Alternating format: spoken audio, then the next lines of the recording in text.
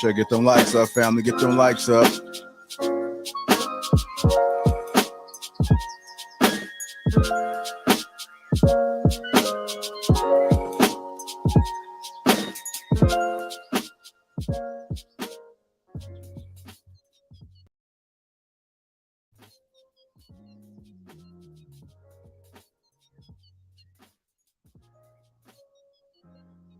Going on, family. Welcome to Sage Talk on the Lapeef Network. Make sure you guys get them likes up. Also, make sure you subscribe to the channel.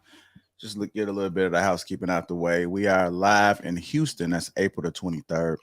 Make sure you guys click that link that's pinned to the top of the chat. We are limited in tickets right now. So that high number is now a low number. So if you miss out on becoming part of history, then that's on you because I warned you guys. So go ahead and click that link right now. Book it, get your hotel, get your flight, secure it. Let's go. Also, shout out to the sponsor, Tej Hanley. That link is in the description. Get yourself 30% off along with a free gift. Tej works, man. Tej works. And I've been trying to let people know across all of these shows that it's a good thing. I use it morning and night. I have a morning routine as well as an evening routine. And it's up to you whether you want to use it in between or not. But if you got oily skin like me, it works, man. It works. And especially since summertime is near. We already down there spring, if not in spring, and then we got summer. Some of you guys may be experiencing some wonderful hot weather. And so that's when the time when your pores tend to get clogged up with all that sweat. So we want to make sure we keep it clean so that our skin is on point, man. So make sure you guys click that link and get you your Tej so you can too feel the Tej. All right. Well, Lee had a great show last week. I'm looking forward to this one. The topic kind of threw me off a little bit, to be honest. Not in a bad way, but it's like, okay, I wonder what this is going to be about. So this definitely should be an interesting show. And let me bring up the man of the hour himself so he can let us know what we're going to be talking about. What's going on, Brother Lee? How you doing? Hey, good afternoon, Jared. How are you? Doing wonderful on this Sunday. Thanks for asking. How's everybody doing out in the audience today in the chat? It's going to be a hot show today. I think you'll like it. Oh, okay. That's what I'm talking about, man. Bringing that fire, that sage, huh? No doubt. It's definitely gonna be burning in the air, man. So give us a little glimpse. Don't tell us too much. You know, we want people to stick around, but if you could sum it up Sure. real quick and just give us a preview, you know, don't ruin it how the movie theaters, the movies be ruining it. They put 2-minute clips out and it's the end of the Sure. whole movie. So just give us something like 30 seconds. What can we Sure. expect? Well, today's topic, it took me some time before I really ironed out the right wording, but I wanted to have a conversation. So the topic I came up with was, who's a better wife to a man whore? A modest woman or 304? And I wanted to have this conversation today because as men in the red pill space, the black manosphere space, we hold women accountable and point out certain female behaviors. The things that women do that are unproductive to either a long-term relationship or marriage, how it affects the community. In this space, we talk about what we as men desire in women of all stripes, whether they're pretty, not so pretty, sexy, not so sexy, curvy, big Shirley types. skinny, whether she is a 1 or a 10. In other words, what men want in the woman who is a wife material, regardless of what the man is attracted to. But today I wanted to come at this question from a different perspective.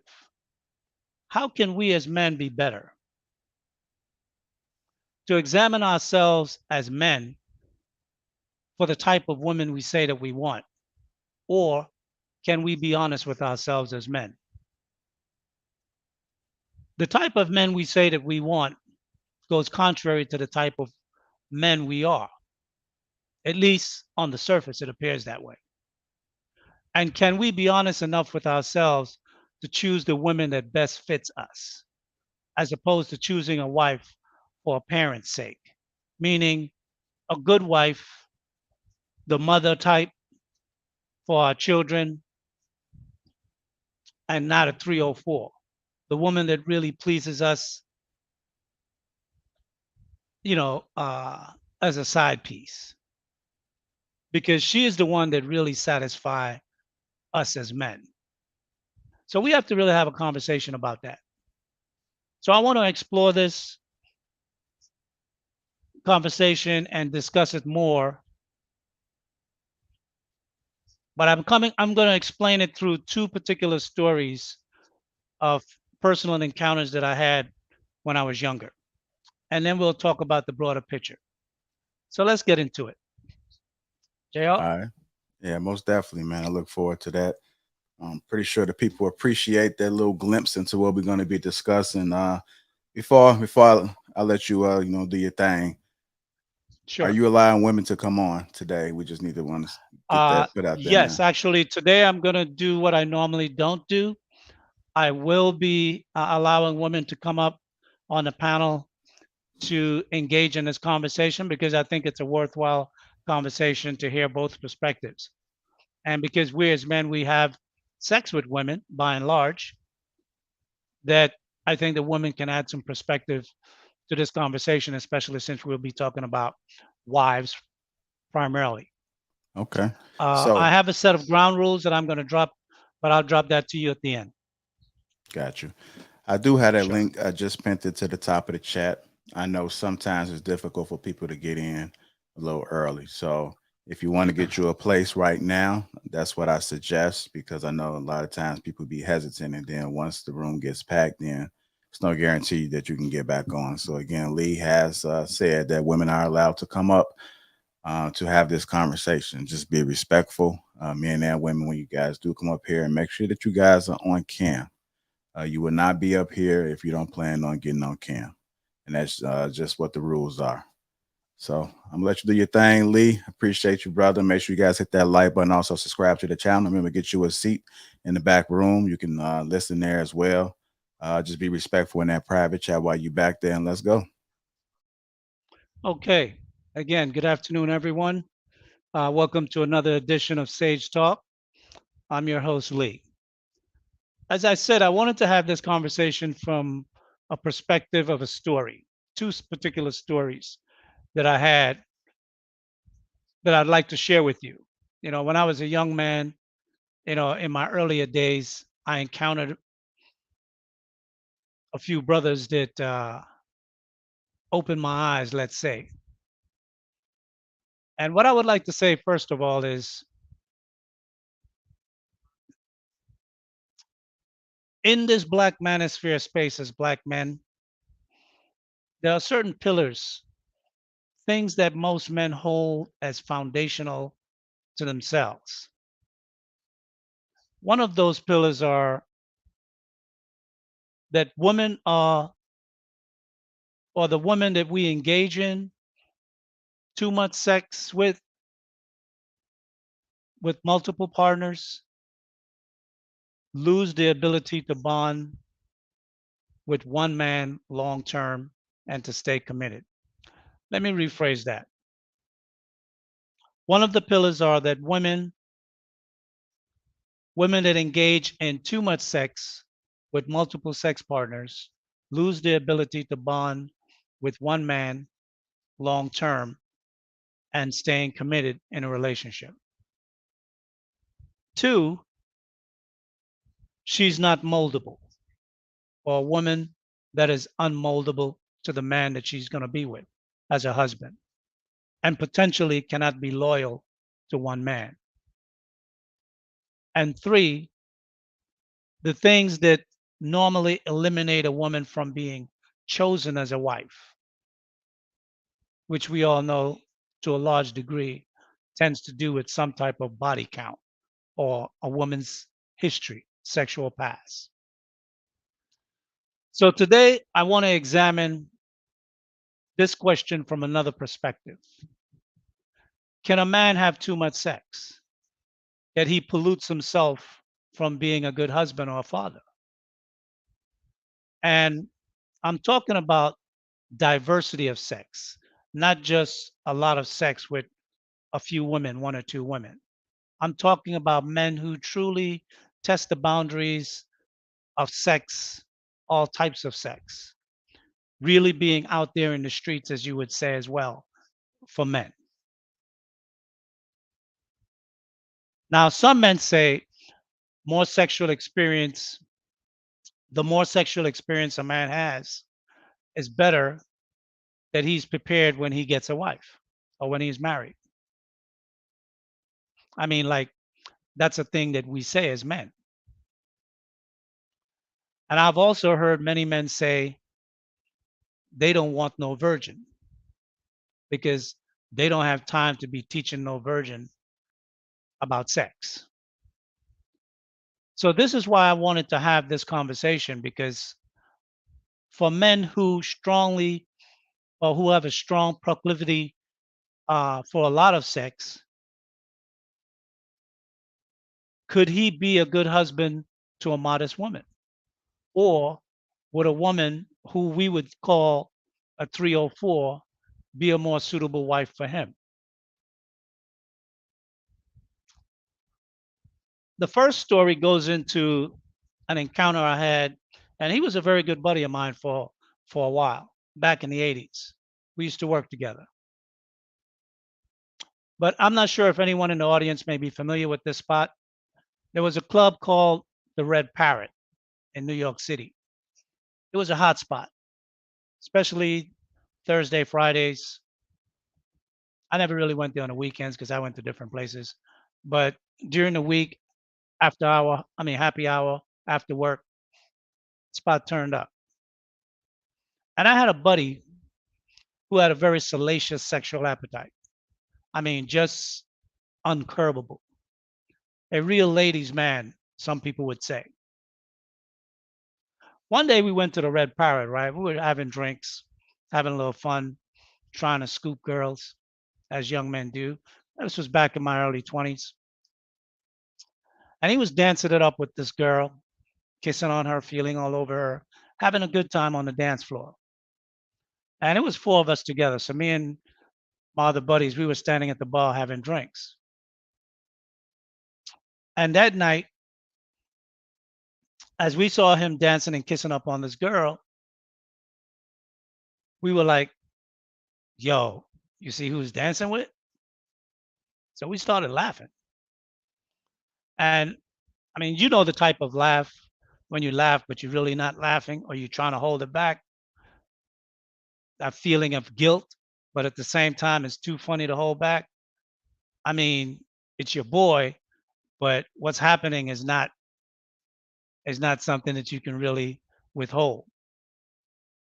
So they were dancing on the floor for about 20 minutes, maybe a half hour or so. And he's having a good time with that girl. So when he came back to the bar and he started bragging about, the girl, he got a number and, what was going on, we pulled his coat and we was like, yo, that's not a girl.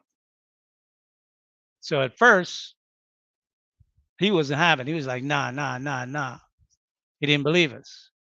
But then when he realized it, back then we didn't have uh, trans women classification. Back then it was just TV, right? Transvestite. That's how we called them.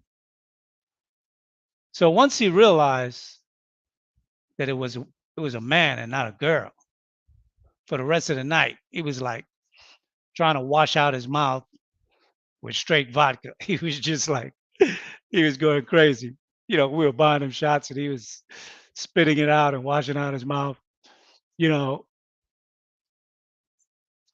But my man was that kind of a guy. He would F anything that moved, fat, skinny, pretty, whether she was attractive or unattractive, it didn't matter.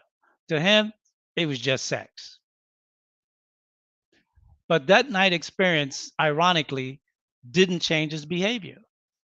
He got married. He married a Latino girl, and he was a Latino guy too. So he had kids, and he continued with his behavior. Never curbed it at all. It got so bad that he would tell his wife he was hanging out with me when he really wasn't. And of course, his wife, she hated my guts because she thought I was corrupting him. The second story, I guess, happened about 10 years later when I got up in corporate America.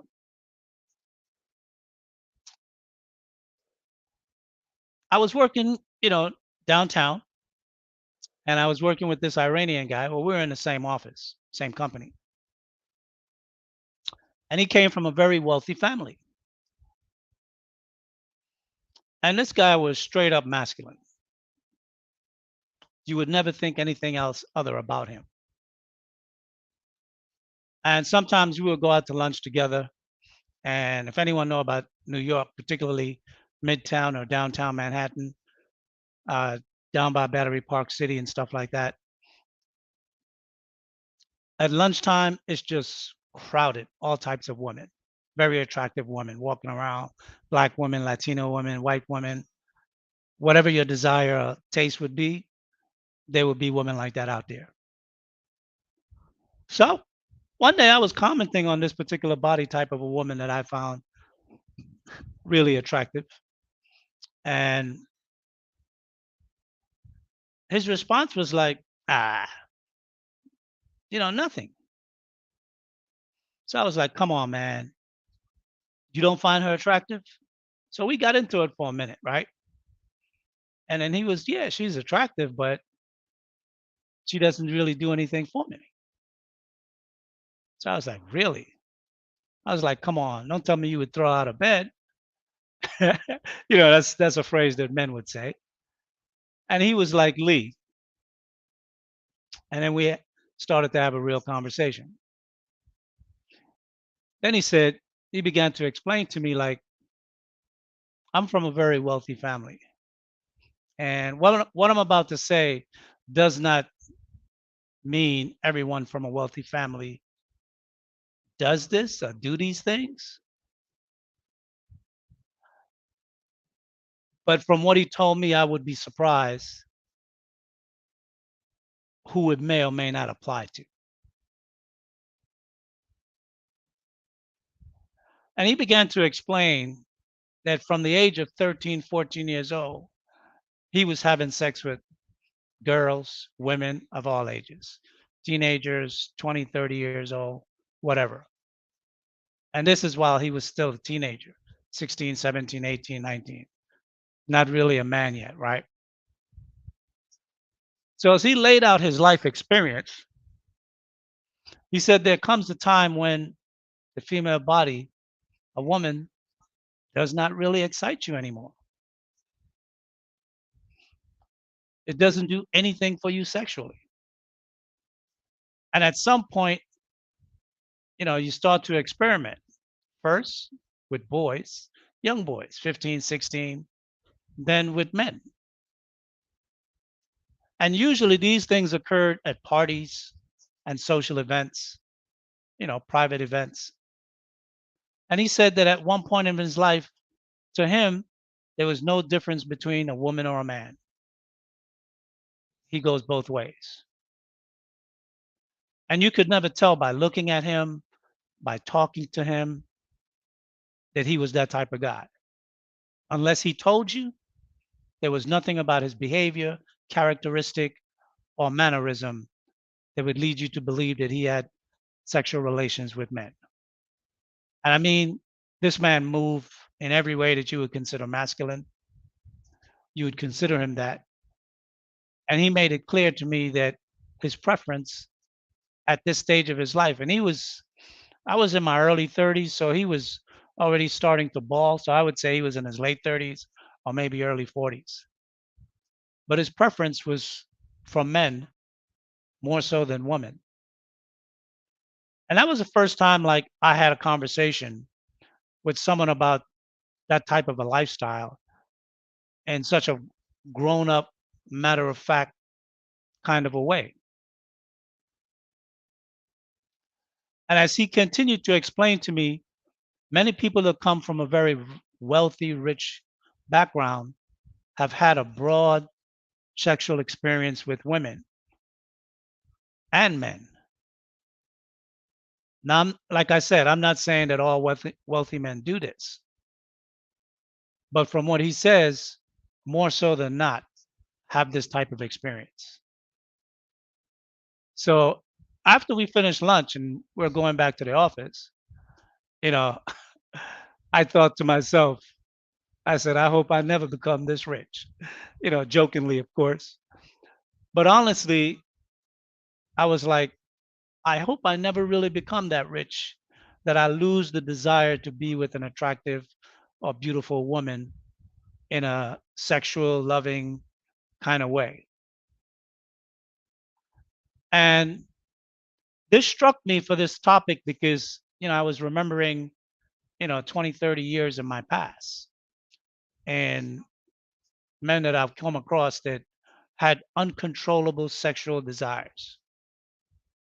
There was this other guy that I knew, and we worked together for a short time, but I couldn't keep company with him because his style of sex was just way out there. He was the type of guy that he loved pregnant women. And any woman that was pregnant, especially when she was showing, he would push up on them.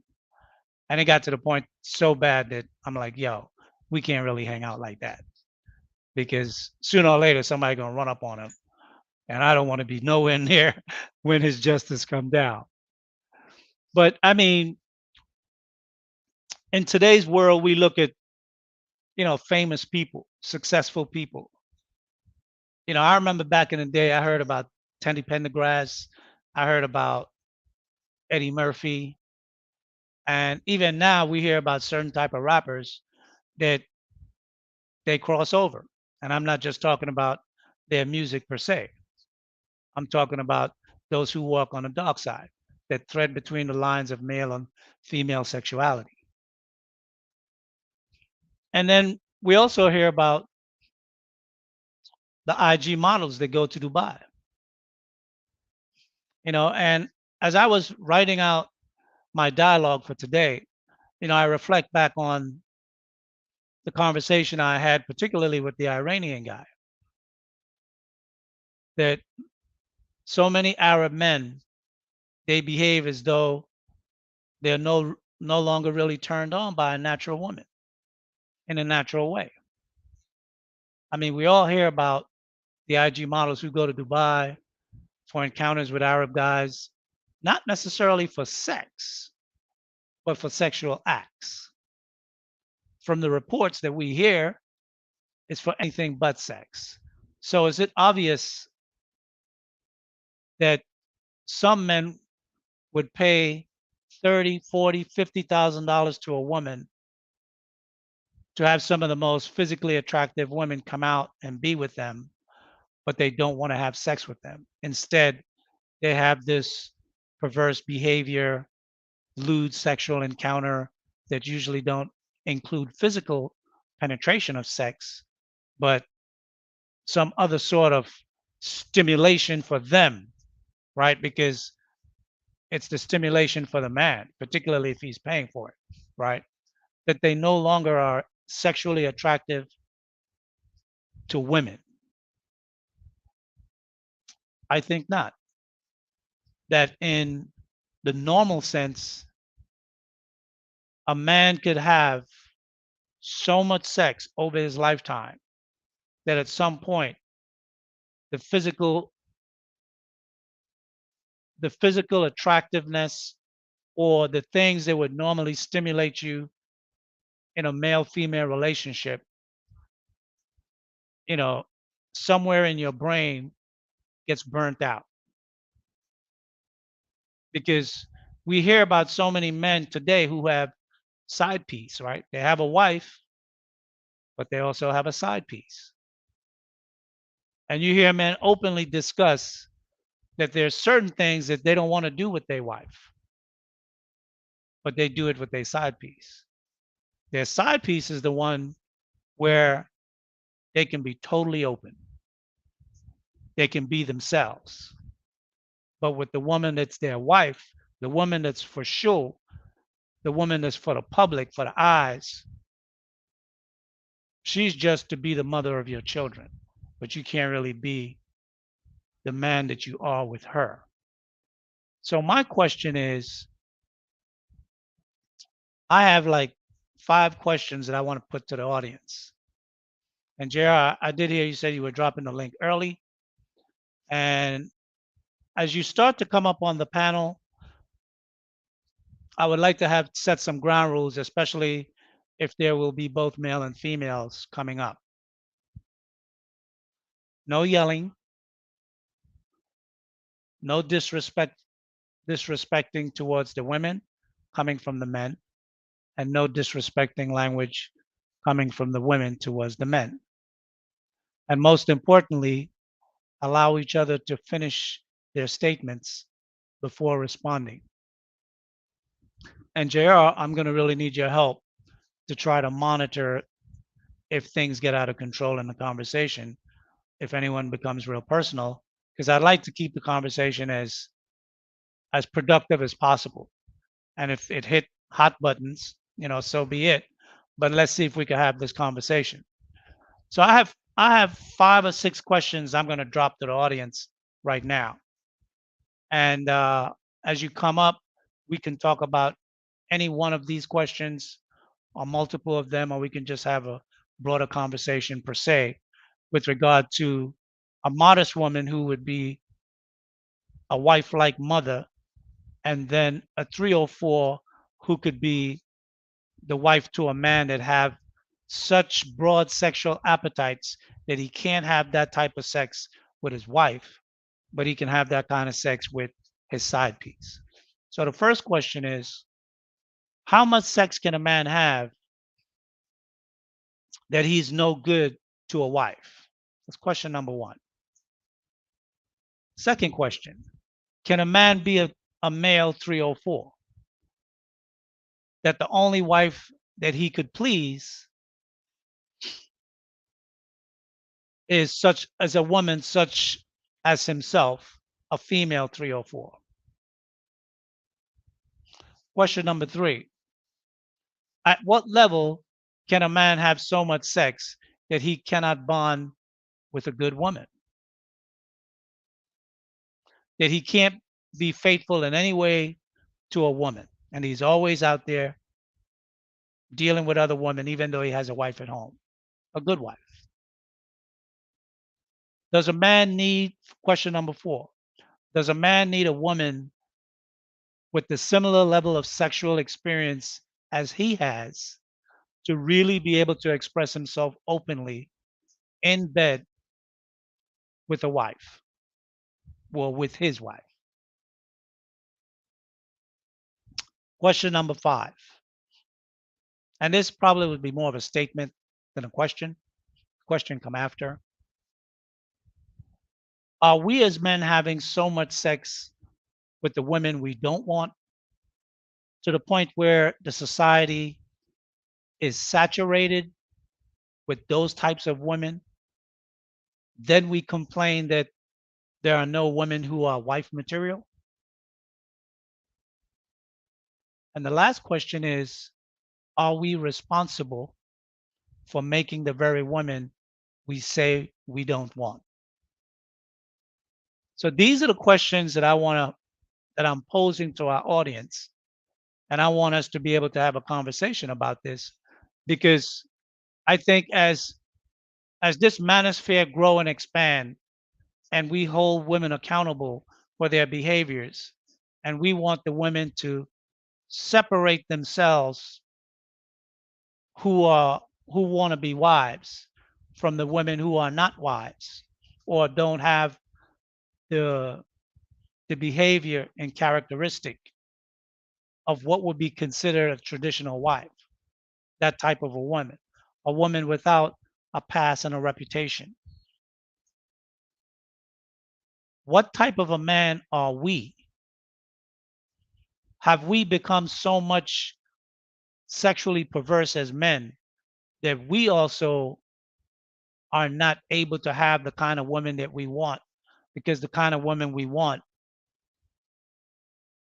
are the 304s, but we don't want to marry them. So let's have the conversation because literally we are male whores. Is that a real conversation?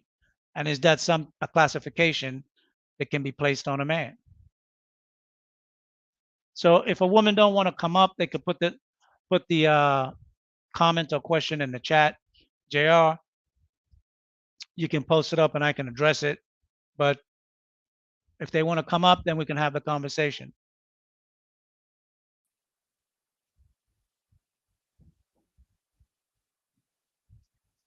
So obviously I had dropped down some ground rules, but also let's be mindful of the YouTube ground rules, not just the Lapeef ground rules for this particular subject, or I should say the Sage Talk ground rules for this subject. OG Frost, good afternoon. How are you? Welcome to Sage Talk. Good afternoon, Lee. Um, to the first question, yeah, but it all depends on access, right? So the last man that you was explaining, the rich man, it was about access. Too much access, I feel like early. But usually, I was taught that what's in a man gonna always come out of man. If you love women, no matter how many you had, you're gonna always love women. I can't see how you love women and want to be with another man. I don't. That don't. To my understanding, I don't see how that could be. Um, you know, I just don't see that. Um, so it's all about access. What I'm really saying. So if a man, you say if he young and he have too much access early, that probably can dilute his thinking. I'm willing to go that far with it. Ain't nothing better than a woman. You can't beat a woman. I don't. For a man like me, a woman is what God created us uh, to Well, be a helpmate on earth. what I And would say is let's deal with the question at hand. The question at hand is man whore. Can a man be a whore? Can a oh man yes, have so much sex in his life that it can also perverse him? I mean, we talk about how a woman can have so much sex that she is not capable of bonding with a man because of all the experience that she has had and how women are emotionally bonded to more than one man as they have relations throughout their lives. And at some point, having a high body count pollutes the woman emotional foundation to be able to lock in on one man. okay, we can So go I'm with the talking man. I'm talking from a man that have had an exorbitant amount of sexual access. If a man doesn't have a lot of access to a woman, it's unlikely that he would really be able to deal with this level of conversation because he doesn't have that level of access to women and experience with different type of women, right? Yeah, but I don't had that access. So Okay. I once was married for 20 years. So I understand where you coming at, the anger you coming at it with. Yes, can be a man whore, Well, It could let me be. ask you this: have you had male friends that have had an exceptional large access to women as well? And what experience have you gathered from that? Yeah, I had friend that had large access to women. Uh, the ones I can speak of, uh, usually because of hurt. Um, So it's like a because of truck. some hurt. Yeah, Okay. uh, Hurt in what sense? Trauma from being in someone a from a relationship woman. that didn't work out, or something Yeah, that had happened to him while he was a child? What are you saying? it could be both. Well, that you know of, as opposed to Well, I would usually hypothetically. say hurt from a woman. Okay. All right. Hold that thought for a second. See, welcome to the Hello. conversation. Welcome to Sage Talk. How are you? I'm good. How are you? Very good. What's your opinion about the subject, and what would you be able to add to this conversation? Are there any of the questions that you would like to speak of? Well, oh, well, to me, you know, people often will say I have double standards about male and female promiscuity. And even though I think that both are, just as far as the morals that I have, I think both are morally wrong. But biologically, men have a lot more time. And, they don't um, it's just different because women are the gatekeepers, as they say, right? And Right. it's it's you know, I I just think both sexes should practice discipline, but I do think it is on the men to, I, like you said, like our society has become so saturated with you know, women who do give it up so easily that men overlook like a good girl, right? Who hasn't been promiscuous, who, um, you know, and, because they look at them as boring because it's like they don't want to invest in a girl that is a good girl, even though they say they want them. Their actions prove otherwise in a lot of ways that I see, at least. Um, Okay. Hold on one second on that point. You're saying that you know of men and you know of women who are considered good girls, mhm. but the women don't want those good girls. What kind of girls do they want? You mean the men? They don't. Well, they give the time and the attention to the promiscuous type of women. Um, they might want to wife them, but they don't. They, for the most part, they overlook, especially if you're talking about younger people and stuff like that. They overlook girls who could be good wives and mothers to their children. And this kind of goes back to the And whole why do you think that is? Why do you think that is? why they overlook them, Right. because it takes more work and you have to practice delayed gratification to get to it. Okay. It's not that they're bad or ugly or whatever, but Well, there well, is more of an choosing a wife for a investment. man, one second. Choosing a wife for a man, attractiveness has to be there as well. Hmm. So if the woman is not attractive to the man, then that's a different story, right? The woman must Right. first be attractive to the man. Okay, one Absolutely. second. Jay Prince, welcome to the conversation. What's going on, brother? Thanks for Looking having me. Hi. dapper. Yeah, thank you. Turn Thank your you. I'm wearing the colors. turn your Um, volume down a little bit. You're real high. You're coming in okay. strong. Hold on. You could just turn it down from the mic part on the keyboard. Go ahead, say something. Y'all can hear me? Yeah, I can hear Yeah. you. Go ahead. Go ahead. It's okay. Thank you. I'm wearing the colors and stuff. What I would say that for me, when I was having a lot of women, I think it's more of the mental connection with a female that hold on.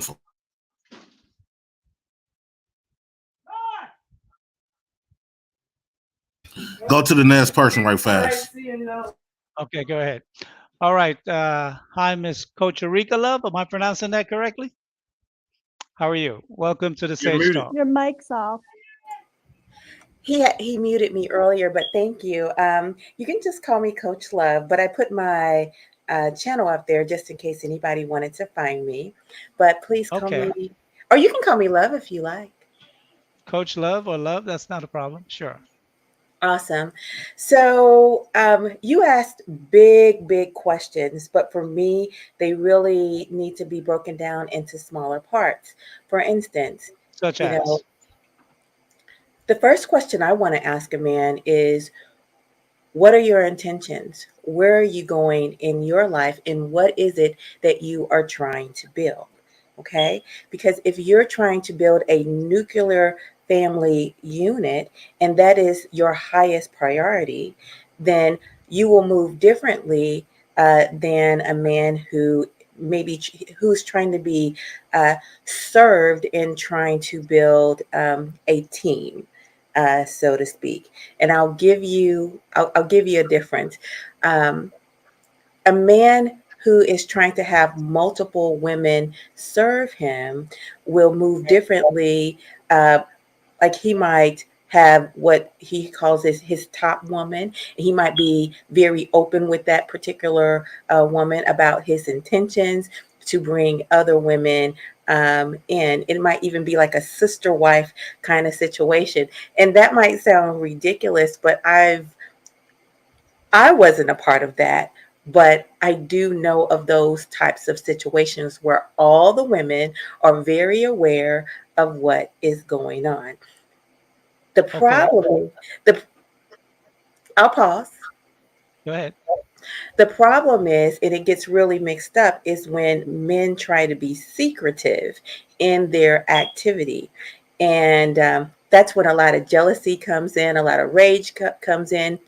You start getting your windows bust out of your car and all of this because you have not properly managed the expectations of the people that you are dealing with. No one wants to be disrespected. I'll travel back in time to where men used to have, one family on this side of town and another family on this side of town, and women kind of ignored that activity. For the record, I am not making recommendations to anybody about what they should do. I'm just simply explaining things that worked well. And when I classify what worked well is without discontent and frustration and everybody feeling respected and elevated. So um, that's my baseline for working well. Okay. 1 second, Jay Prince. Let me address Miss Love. Well, what I would say, first of all, I think that's a complete different pivot from the conversation that I was trying to have. The conversation I'm trying to have is whether or not a man can become so sexually engaged that he himself is unable to be with the woman that he says he wants for a wife, a woman that would be more of a modest woman, but his behavior is such that the woman that he most fit with would be a woman that also have a more active sexual background in her life. But yet the men would say, well, I want a woman with a very low body count. But in reality, if you look at his relationship portfolio, he's had woman after woman after woman after woman after woman, very few committed long-term relationships, just a history of knocking down women like pins on a bowling in a bowling alley. So I'm not talking about a man who wants to have multiple wives and can be open and straight with the level of the relationship that he wants from the woman and can articulate that and be that type of man to more than one woman. That's not the conversation. The conversation is can a man become such of a whore to himself sexually that he burns out and can't really bond with a good woman, because a good woman don't do anything for him, and he finds himself, even if he's in a relationship with what would be considered a good woman, he strays constantly and deal with women who have a deep sexual past with many men, what we would consider in this space women that are called 304s. So that's really the conversation I want to have. Jay Prince, you had started, but then you stepped off for a moment. Yeah, I'm at work. That's why. Um, what I would like to say to that topic, for me, when I was dealing with a lot of women, different women, it wasn't about that I got a high sex drive. That wasn't the case for me. To be honest, it was more of the dominance. To feel, I was raised to believe that more women you get, the more man you are. So just a lot of those sexual encounters that I had with a lot of women, it was for shits and giggles to boost my self ego, to build my confidence, make me feel like this is what a man is, and to get dominance of a woman. I done been in situations where after I did have sex with a woman, she'd want to go all day. I'm like, man, I'm tired. I was running from her. I already done achieved my goal. My goal was to put her under my belt. So I think it's different, but the ultimate, when we talk about, like, when I have sex from a woman, it is just something about, like, sex is a mental thing. Of course. And like I could have good sex with one woman and bad sex with the next. It's all about how much chemistry you have with a woman. But a woman, I could never get tired of a woman to the point where I want to find men attractive. And okay, like, I couldn't, and I had a lot of sex out of my life from 18 up until now. I just slowed down within, I say, about a good 5 years ago. And but between 18 and I would say 32, I was having a lot of sex. And again, it was basically like to make me feel like I'm macho man, like, yeah, but I was misled. What I did pick up was a lot of different, all of those women energies. And what it did, it affected my spirit. And in what way? In many ways, I picked up a lot of women depression. I picked up a lot of women stress. I also picked up good energy, women that was good, but made me very emotional. And I'm finding myself like that. Why's my emotion jumping from here, jumping from there? Then when I started doing a lot of self-reflecting, I realized it comes from all of these women. And what I've been doing lately is, like, reserving myself. So I understand when people get into a certain age and they say they want to practice celibate. At first I used to laugh at that, and I'm like, you got 4 or 5 kids, how you talking about being celibate? What? But I understand it. I had to reform. I had to rebuild my energy, my spirit. But it wasn't, again, to elaborate on that, since I had a lot of sex partners, did I get tired of a woman? It wasn't the fact that it depends on it depends on what is your motive of why you was having a lot of sex. Now, there's men out there just got to have sex. They got a high sex drive. They got to have sex. At that point, it wasn't me.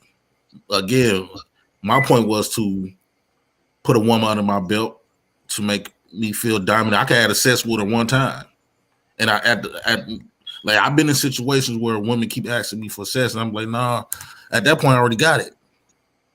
I got what I wanted, and that was my dominance over you. Okay, so for you, it's more like a trophy thing, right? Yeah. You have a count of your accomplishments, and that raised your status in the community of men. Yes, and it made me feel like, okay, I'm a lady's choice. It made me feel, it gave me this false confidence about myself, because life, what I believe growing up, life was the achievement of a woman. when you break stuff down, when you break life down, everything we do, when we talk about success, when we talk about building our careers and stuff like that, overall, the end goal is to win a particular woman and to have a family. That's the end goal, is to achieve the best woman for you. So I just feel like a lot of stuff that us men do, is geared towards winning a woman. That's True. what I believed when I was growing up, until I realized, I'm like, damn, my whole life was revolving around a woman. Like, why? So But let's look at it from, let's say, 1 second, love. Let's look at it from, let's say, an athlete or a rapper or a famous movie star or someone who is a singer or someone who is just publicly admired for their talent. And they don't have to look for a woman to have sex. They're women that throws themselves at those men everywhere they go.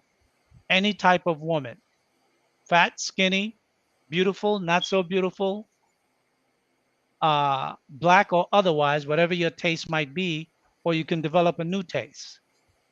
So there are men who fall into a different type of category. I mean, we've heard rumors about black men who are extremely successful, that are popular singers, entertainers, comedians, and so forth, who deal with what would you call that, trans women, men that are now women in their lifestyle, but we know they're born a man. So there are men who engage in that type of behavior, and they engage in that behavior from, obviously, at one point they were dealing with nothing but women, but then it get to a point where they have so many women that they could look at a woman naked body, walk right in front of them, and there would be no physical reaction whatsoever. Eugene Steele, welcome to the conversation. Sage Talk. What do you have to add to it? Is there a question that you would like to respond to, speak of, or just in general about the topic itself? I didn't forget you, love. Well, I can remember during my high school and college years, I hear about, guys bragging about all, the sex they have had, how many different girls they have, sex with and all that. And, you know, women were called, whores, of course. But, what was weird to me was how the fellas were called playboys or macho or what have you. And I thought, well, why so many women? I've always believed they were whores because of the fact that they're having sex so darn much, and everything.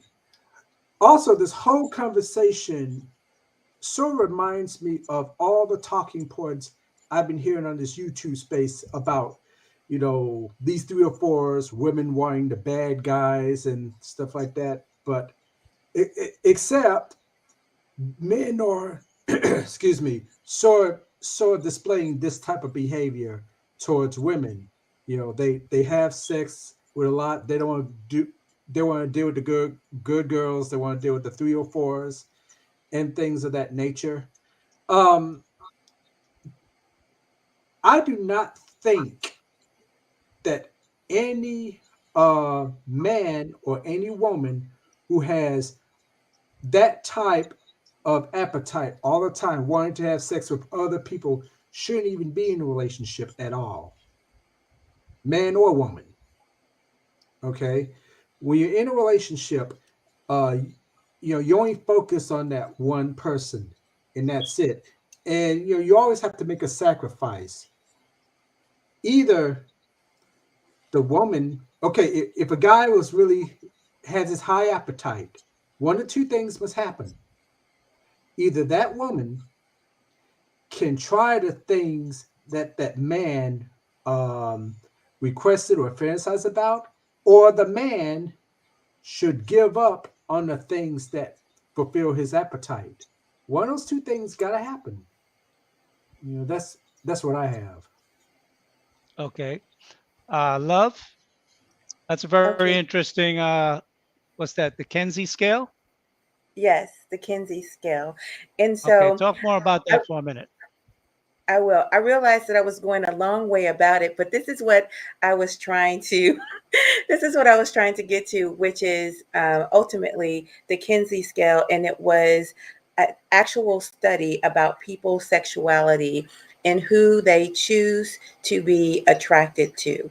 So, like, if you are a zero, that means you are purely a heterosexual person, be it a man or a woman, and that means you are only attracted to the opposite sex.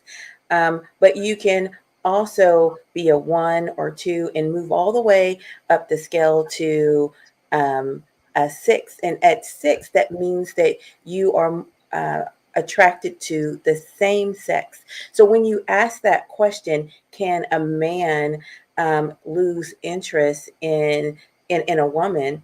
My answer is it depends on the man and whether he is completely heterosexual, sexual being a zero, or whether he is falling somewhere along the scale. A common terms, in the 90s, early 2000s would be, is this person bisexual? You know, uh, things of that nature. So that might be something we would commonly say, but mostly people fall on a scale of sexuality. And not to be vulgar when I'm saying this, but some people enjoy porn and some people find it absolutely repulsive. Why is that? Because a man who is really liking porn and is watching another man having sex with a woman, he might be somewhere, on the 2 or 3 range because he has to enjoy that man being fully erect and having sex with that woman. Now he might not go as far as to actually have intercourse with another man or boy or anything like that, but there is some desire to see another man's genitals. Okay.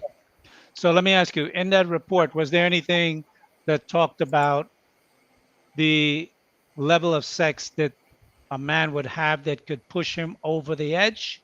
Because what I've found that particularly for women, women that have a large amount of sex with men tend Hmm. to at times have sex with women too. Hmm.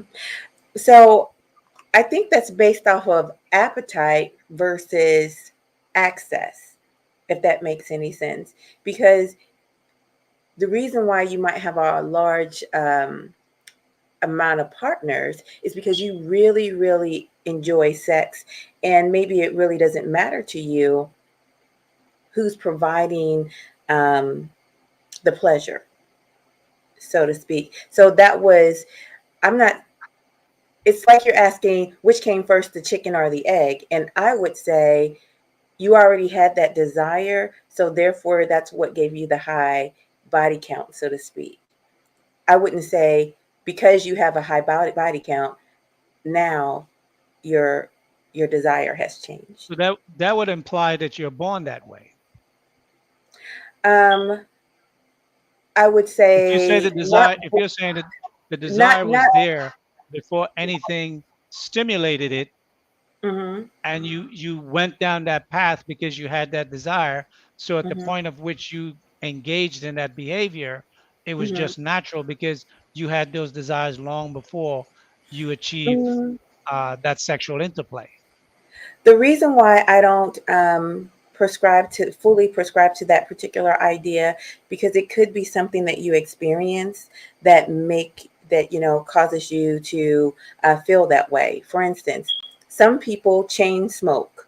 Okay, they weren't born desiring to smoke, but they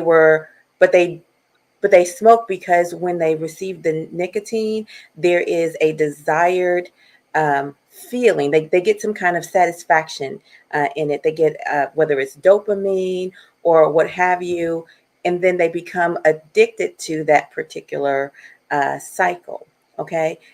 But When if I may interrupt, with regard to cigarettes, cigarettes were made and laced with an addictive content within it Mhm, to make the smoker addictive to the drug and the nicotine. So mhm, that is not a true, that's a habit that you develop, but it's a mhm, habit that was predetermined by the maker of cigarettes to do that. mhm, And lawsuits have come out to show that.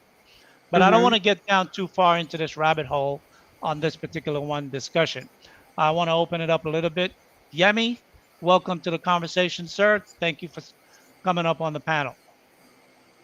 Just 1 second. Someone had asked for me to repeat the questions so I can, so the audience can know more about the overall conversation, depending on where they may have entered the discussion. The first question: how much sex can a man have that he's no good to a wife? That's question one.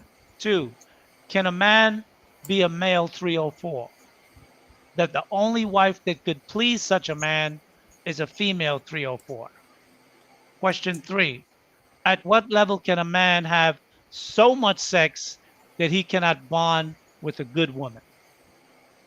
Question four, does a man need a woman with the similar or same level of sexual experience as he has or that he has to really be able to express himself openly in the bedroom with his wife? Question five, are we as men, and this is more of a theoretical question for the audience, are we as men having so much sex with women we don't want to the point where the society is saturated with those types of women, then we complain that there are no good women who are wife material. So, are we responsible for making the very woman we say we don't want? Those are the questions. Okay, Yemi? And any of those that you would like to address? Or if you just want to deal with the whole conversation of can a man be a whore?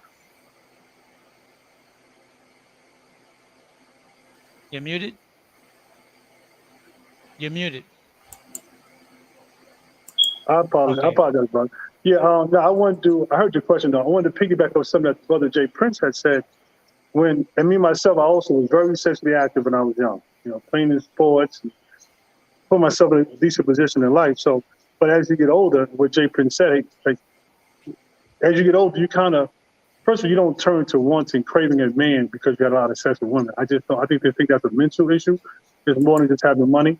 Part of a lot of different social groups of well-off men, and that's not something that, to me, has nothing to do with how much money you have in terms of having sex with men. I just don't see the correlation between the two. I think it's more of a mental thing, in my opinion. Now, you asked a question about does a man need a woman with sexual experience? He has to express himself openly with his wife. I was once married, but I didn't look. The problem with my issue was sex was one of the main things that was great in our relationship. But as men, now that looking through things through hindsight, I wouldn't look to have the best sex with my wife. She doesn't have to be the best person I had sex with. I look for other things in order to marry her, more traditional things, like her being a wife, raising my children, and so forth, or being the type of person I can actually communicate with. Because just because you have great sex with a woman doesn't mean it's the type of person that you want to marry. Well, That of was one. course, yes. But Right. I'm talking all things else being equal. As far as her being a mother and so forth, Right. I mean, because, like one of the things I hear in this space from time to time is that I've heard men say there's some things that they won't do in the bedroom with their wife, but they'll do it with their side chick. right. I've heard that also. I've heard it plenty of times. Okay, It's right. Right, I've heard it plenty. And it's honestly, if you had the type of relationship, we can be open with her. It does make for a better relationship, and she's willing to submit herself to that point. Some women aren't. So there's variables in that situation. It's more individualism. But as we get older, our sexual drive is not as high anyway. Our testosterone levels drop, and we don't desire it as much. So there's biology here too.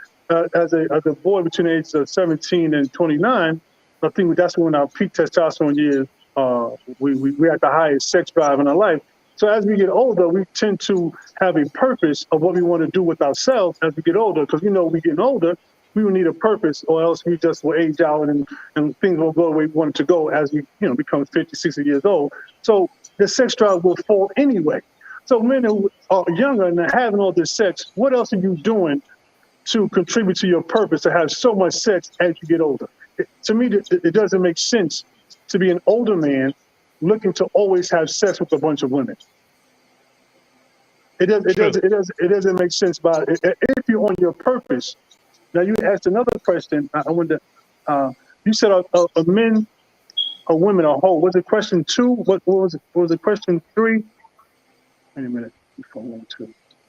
What was the question? Okay, You said the second question was, can a man be a male 3 or 4? That the only wife that could please such a man is a female 3 or 4. Is that for a wife? 2. For a wife, correctly. No. Well, my opinion, because a man won't look for a 3 or 4 as his wife, no matter how much sex he's had. But if we look in society today, men are marrying 3 or 4s. Well, that's pretty much anywhere and everywhere, especially men who are financially successful as well. Well, I would give you pushback on it. I think that's kind of subjective. I think marriage rates are down because many women are 3 or 4s. They have a bad history. So when you have this bad history and your digital footprint is out there to be seen, that's something that men don't want to have as their wife, because no one wants to see their wife at an OnlyFans getting taken down by 3 or 4 dudes. So that they're not wives. It may look that way, but I think the numbers say something different. Well, I mean, there's definitely a broader discussion with regard to why the marriage situation is down to begin with. But I think partly women don't want to get married. That's one part of it. And from what we know from a statistical point of view, that there are a large sector of men who are not having as much sex with women to even be able to choose a woman to be their wife. So that's one part as well. Love, you had a few questions, Yes. or you had something you wanted to add? Yes, I think maybe if we made this very specific, it might be helpful. So let's give the example of prostate stimulation. Maybe prostate stimulation. Okay. Right. Would a man want to do that with his wife? Would he have questions like, will my wife still respect me as a man? Would she still allow me to be her leader? Would she consider me a homosexual? What might get out to our personal group of friends? I can only imagine some of the other questions that a man might have in his head, okay, regarding having that kind of sexual activity with his wife. So in that case, that may cause him to create a external relationship. And so when you say so much sex that it makes him,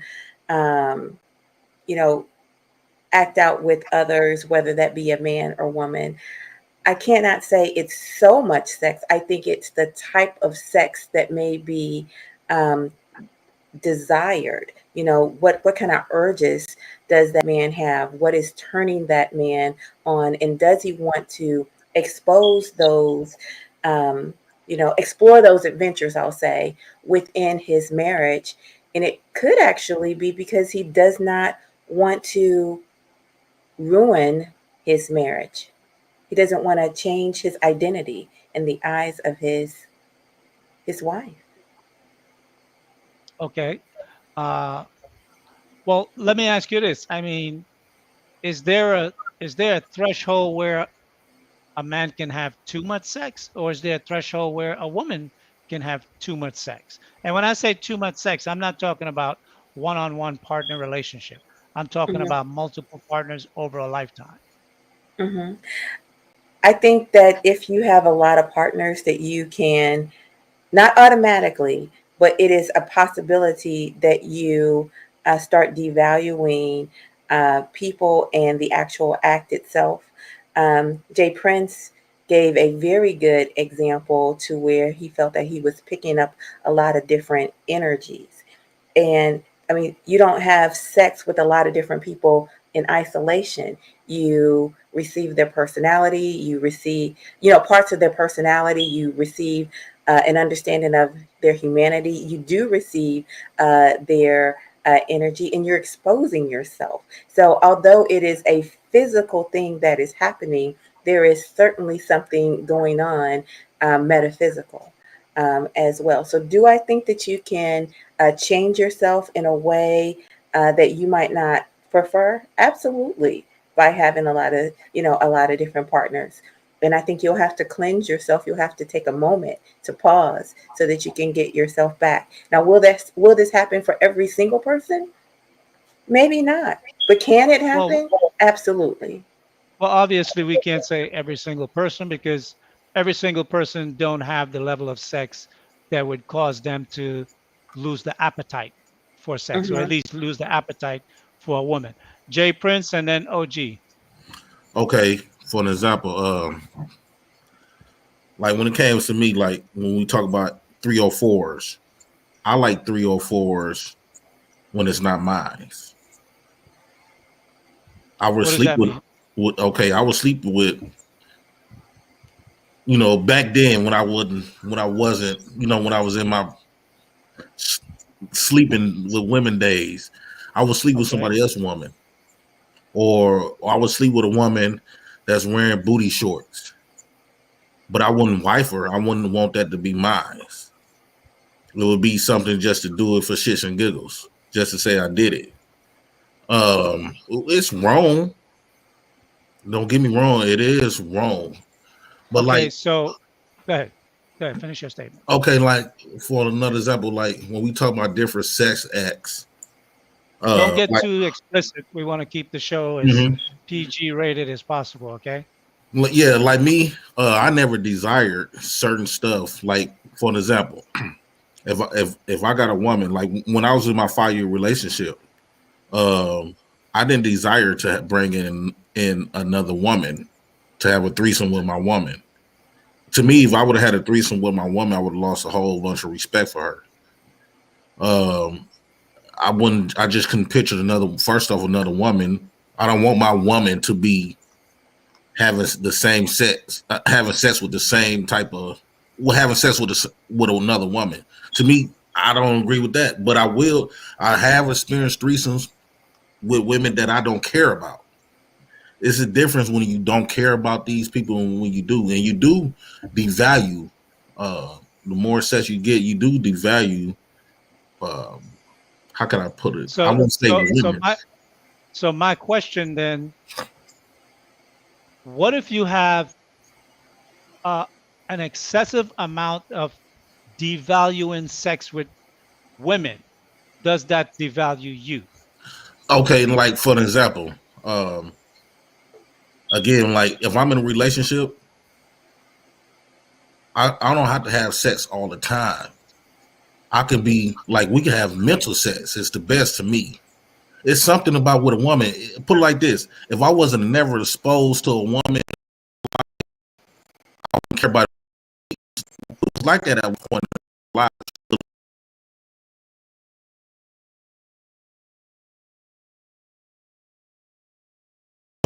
So like it was,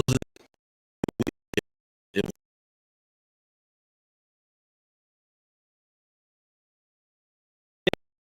Because I'm into it. It is because it's designed for men and women to procreate. That's scientifically right, within the body. but Whether you now how you act upon it, as you grow up, depending on the examples you have in the community around you, what's taught, movies you watch, books you read. mhm. There are many different things that goes into the influence of how your sexual framework can be can be can be viewed from your internal, and obviously the type of sex that you begin to have with the women that you start to have sex with.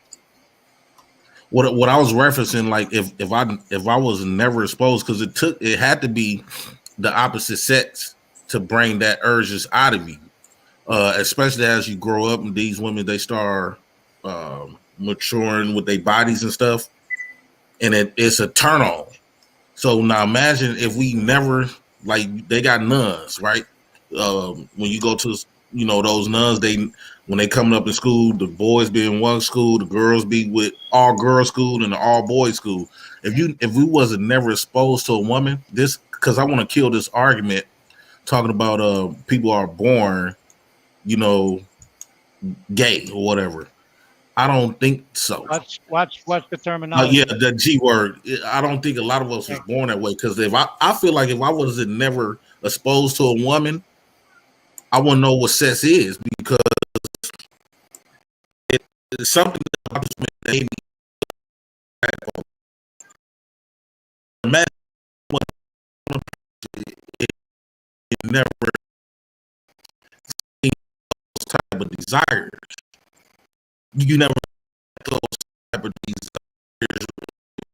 Well, I would say that, you get those desires in dreams and sleep. You get those desires just as you grow older. So by the time you hit 12, 13, 14 years old, if you're in a society where male and female exists, those desires are going to come up. It's going to just creep into your mind. You're going to see a woman, and you're going to see a woman in a magazine. You're going to go to the beach and see a woman, and it's going to trigger you, because it's supposed to. When you see it with your eye, your brain is going to read it a certain way and react. Once you get to that level where those thoughts starts now interpolating and connecting with your the sexuality of a man, to begin to want to procreate with a woman. As a child, those things won't trigger because it's too young for those connections to make. So it's not going to automatically trigger the automated senses in your body. I mean, it's just like our heartbeats and our lungs and our kidneys. The things that operate on automated system don't require us to do anything to make them do it or to prevent them from doing it. It just do it because that's how we're made.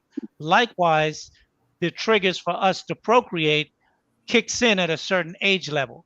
And once you hit those age level, the hormones in your body start to change, and it triggers it, so you begin to do it. And if you ever bred or raised animals, you can see how an animal will go from a puppy to, once they become a year old, they totally change around female dogs, right? Oh. When the females are in heat. And that's just from a animalistic point of view. But we are animals to a certain degree too, where as mammals we have to procreate. But 1 second, OG wanted to say something. OG Frost. Yeah, Lee.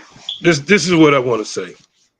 What I found out, when a man can't open up to a woman, he's not usually mentally stimulated. It's just like when all us were teenagers growing up in our youth, we was hunting women. We weren't necessarily hunting, but we was getting our body count up. So you would say that's experience. I don't see how a man. I'm not with all this swishy watchy stuff. I like women's. I'm always like women's. No matter how many I had, I'm still gonna like women's. But the woman that I like the most is the one that can mentally stimulate me. And that's basically it. I don't see all this. Well, one day I'm gonna wake up one morning and somebody of the same sex gonna stimulate me. That would never happen. That's totally humanly impossible. I like women's. I always like women's. I really like women's. And I don't see how that gonna happen. I just don't. Well, I'm usually saying women are so those. beautiful. I don't see what it is not to want no woman. Is you a man, man? I don't see how you can. I just don't see that. That's totally humanly impossible. Because in my mindset, if you just not gonna wake up one morning and Well, just remember, there tell were me. two stories. There were two stories that I told, right? I told one about a buddy of mine who we worked together, Mm-hmm. and he met what he thought was a girl in a club, and it wasn't a girl, and we laughed it off, right? He got married and had a wife, but throughout his marriage, he always cheated on his wife. He couldn't be faithful to her. He was always getting with other women to get with other women. Well, he And was some flawed. women were of low value that wasn't even worth cheating on because of the woman that he had as a wife. Yeah, But his desire to have sex with many women and different women was so strong in him that even in a committed marriage and a long-term relationship with his wife and the mother of his kids, at times he would use me or use my name as an excuse that he's hanging out with me to go out and be with other women. Okay, that's what I'm talking about. I understand. It's not just the fact that the other story about the Iranian guy told me his pleasure, right? Yeah. I gave two different types of scenarios. Okay, so that first scenario that you're going with, it's something that they do like that. Because if you got a woman that physically stimulates you and mentally stimulates you, and you properly know how to lead,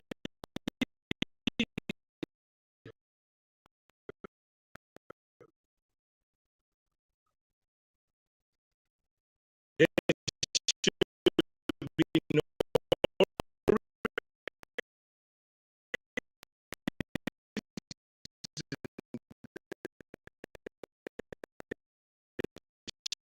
she should be able to satisfy you. There's totally no reason. But I mean, there's totally no reason. Are you telling me that you don't know any man in your life that's like that?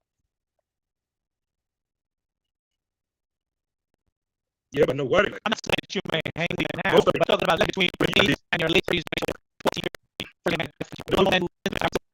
You would look at it and say, man, your wife is way better than this. That's my point. Yeah, because most of them dudes got married too early. They didn't get that out there. So are we making excuses for men behavior? Because when a woman get married early and they say similar things, or they have a child when they're 18, 19 years old, and they say, oh, I was young, what do we say? We say, nah, you got to be accountable for your actions. You 21 years old, you're a legal adult. You got to be accountable for your actions. So how are we going to say that if a woman turns up with a child 19, 20, 21 years old, that she used the excuse when she's 28, 29 or early 30s that she wants to be married, and that child is a detriment to her for a man that wants a good wife. And she said, well, I was young back then. But then when a man marries at 25 and then he's still 35 running around cheating on his wife and he's got 3 kids, but then you're going to say he's too young. Come on. No, I'm not going to say he's too young. I'm going to say for one, he's immature. For two, I'm pretty much guarantee you he's not being mentally stimulated. He might be physically stimulated, but he's not being mentally stimulated. Mental stimulation is just as good as sex, like J people say, right? Most men at that age don't even know what mental stimulation is. They haven't had it from 25 to 30. They haven't had mental stimulation. Most dudes ain't had that, but most dudes, like you said, that I know, they got good wives and still running around. That's more to do with them. It's probably something that happened, traumatizing their childhood. All right, so let me ask you this, because I also hear a lot of feminists say that a woman is not mature until she's 25. So does that mean that we shouldn't be having sex before we're 25? And we shouldn't get married? So a woman shouldn't marry before she's 25, and a man shouldn't get married before. What age is a man where he can be mentally stimulated by a woman? Where he's mature enough. A man can be mentally stimulated by a woman at 18 if he don't had that experience. But most men ain't had that experience. Well, we're talking about the majority. We can't talk about the exceptional man or the exceptional young boy at 18 that can achieve something that you said most men who are 30 don't experience. Mute up. Yeah, but what I'm saying is, Lee, can a man get married at 18 and be responsible and love one woman? Of course he can. If he was a virgin and he met her as a virgin, most likely that marriage would be successful. The guys usually we talking about, like you saying, that run around sleep on their wives. Those guys are not virgins. Those guys No, probably this had several. conversation isn't about virgin. This conversation about man whores. This conversation is not about virgins. This Okay, so conversation is what you want to about know about man whores? men that have screwed around so much that they've become so, their subcortex is so programmed that this is the type of sexual pleasure that they enjoy, that even if they marry what would be considered a modest woman, a woman that's a wife, that they can't be true to that woman, that they still run around and be the very thing that they say they don't want, which is a 304. And would not a 304 be a better wife for a man that's a man whore? That's the question. Yeah, 304 would be a better wife for him. If he's a 304, he deserved to get a 304. Okay, that's the conversation He I'm shouldn't looking be to with a have. modest woman. He shouldn't be with a modest woman because he don't even know how to mentally stimulate her. I think we've been misled though. That's why I wanted to ask a question, because this monogamy thing that we've been trying to experience, and it's been happening for a lot of years, and we all admit that when we came to America, our minds was reversed from our normal concept of how we used to do things. Is it because this just, when we talk about men sleeping around, even men that trying their hardest not to, but they still slip up, even with women, is it our nature though? It's like, and we was just taught to fight against our nature of how we supposed to do things, because it seems like cheating is not gonna never stop. After we get old and pass away, even my age, it's still going to continue. It's still going to continue. Now we got to ask ourselves, why is cheating? Who told us that we're supposed to be with one person? Who told us that? Well, so let me ask you this then. So are you saying that as a human society, that humans can't be sexually monogamous in relationship, that they are predisposed to have a multitude of sexual partners throughout their lives? And is that only for men and not for women? I think it's for both. I think what I do believe and what I experience, like I talk to a lot of women, they got men for different things that satisfy different things. Well, Things no, that we know the Strags have a man for everything that they need, but that's usually for financial gain, right? To pay a bill, to take care of the different responsibilities that there's a woman either is not working and they did not commit to any one man that could provide those things for her survival. So they get multiple men to provide different parts of it, because any one particular man can't provide all of it. That's usually why some women do that. What I want to say is, like, I'm not going to be, I have never been with a woman or a woman been with a man. You're not going to be the only person that turns that person on. So that's what I'm talking about, nature. Like, it got to be our nature. Like, I could have a wife at home, but I could be at work, and this woman, even if I'm trying to resist it, the more you resist something, the more you're going to go to it. It could be, if God want, I don't want to use the word God, okay? If our nature said, okay, we done got married, we supposed to be only attracted to the woman or man at the house, but yet, why is it naturally we get attracted to other people? Some people, you can't control who you're attracted to. But attraction, see, you're talking two different Sexual things. attraction. That's lust. Yeah, sexual attraction. You can be sexually attracted or physically attracted to the opposite sex, even if you're in a committed relationship. But do you have to act upon it? Do you have no self-control? Okay, like for an example, like it depends on the situations, how a lot of Give time me a that stuff take place. situation where you have no. Give me a situation where you have Okay, no for self-control.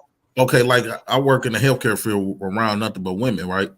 And and we work a lot of times. I work third shift, but third shift is just me and this woman here overnight, and I'm already attracted to her. She already think I'm handsome and fly. So we constantly, the first couple of days or a couple of weeks, we're gonna resist. I'm trying to resist this temptation.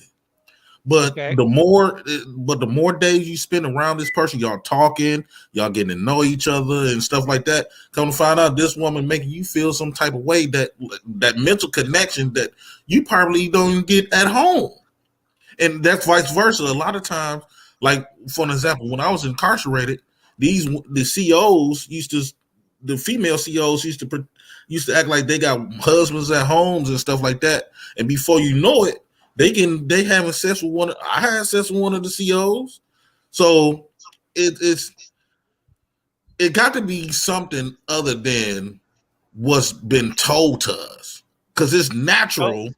so now I understand the natural attraction, but what I'm trying to get at is what you're saying is that as human beings, we have no ability to stop ourselves from engaging in sex with a woman if we're in close proximity to her, or vice versa, on a regular basis.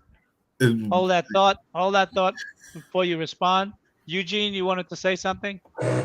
Yeah, I want to ask this question. Do you associate male 304s with ones who have poor D discipline? Well, I don't have any association one way or the other. I was posing the question as a conversation. Oh, okay, okay. Yeah, because yeah, I was thinking, um, you know, when you keep having sex with all these people, regardless of, if you're married or that person's married, you're still gonna do it anyway. To me, that's just poor discipline to me for some reason. Yeah, it's easy to Well, um discipline is no different than self-control.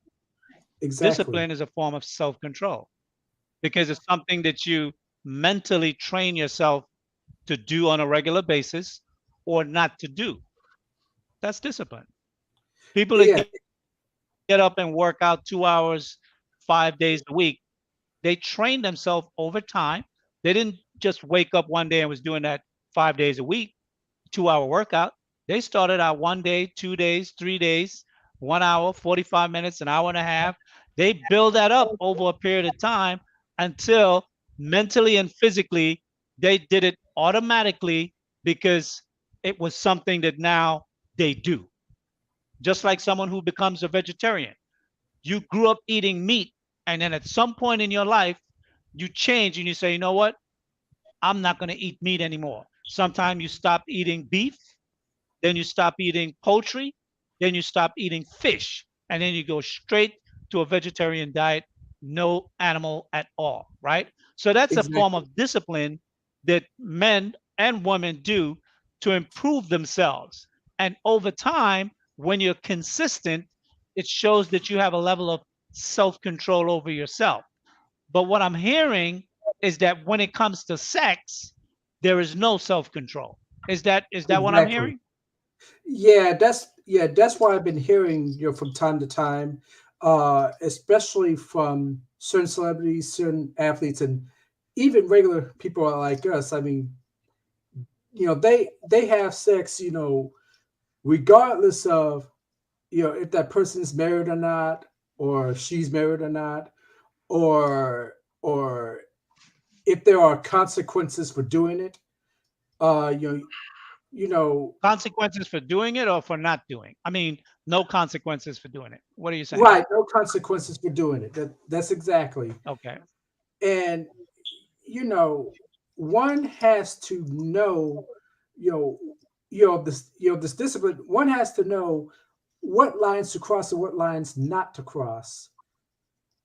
And I think I'm hearing again. I'm hearing a lot of guys who do not seem to understand about what lines to cross and what lines not to cross. Well, I guess then that would carry over into ethics and morals as an individual, Mhm. because personal ethics and morals is what cause you to raise the quality of man that you are. Are you going to Mhm. operate at your lowest estate where all your physical urges control you?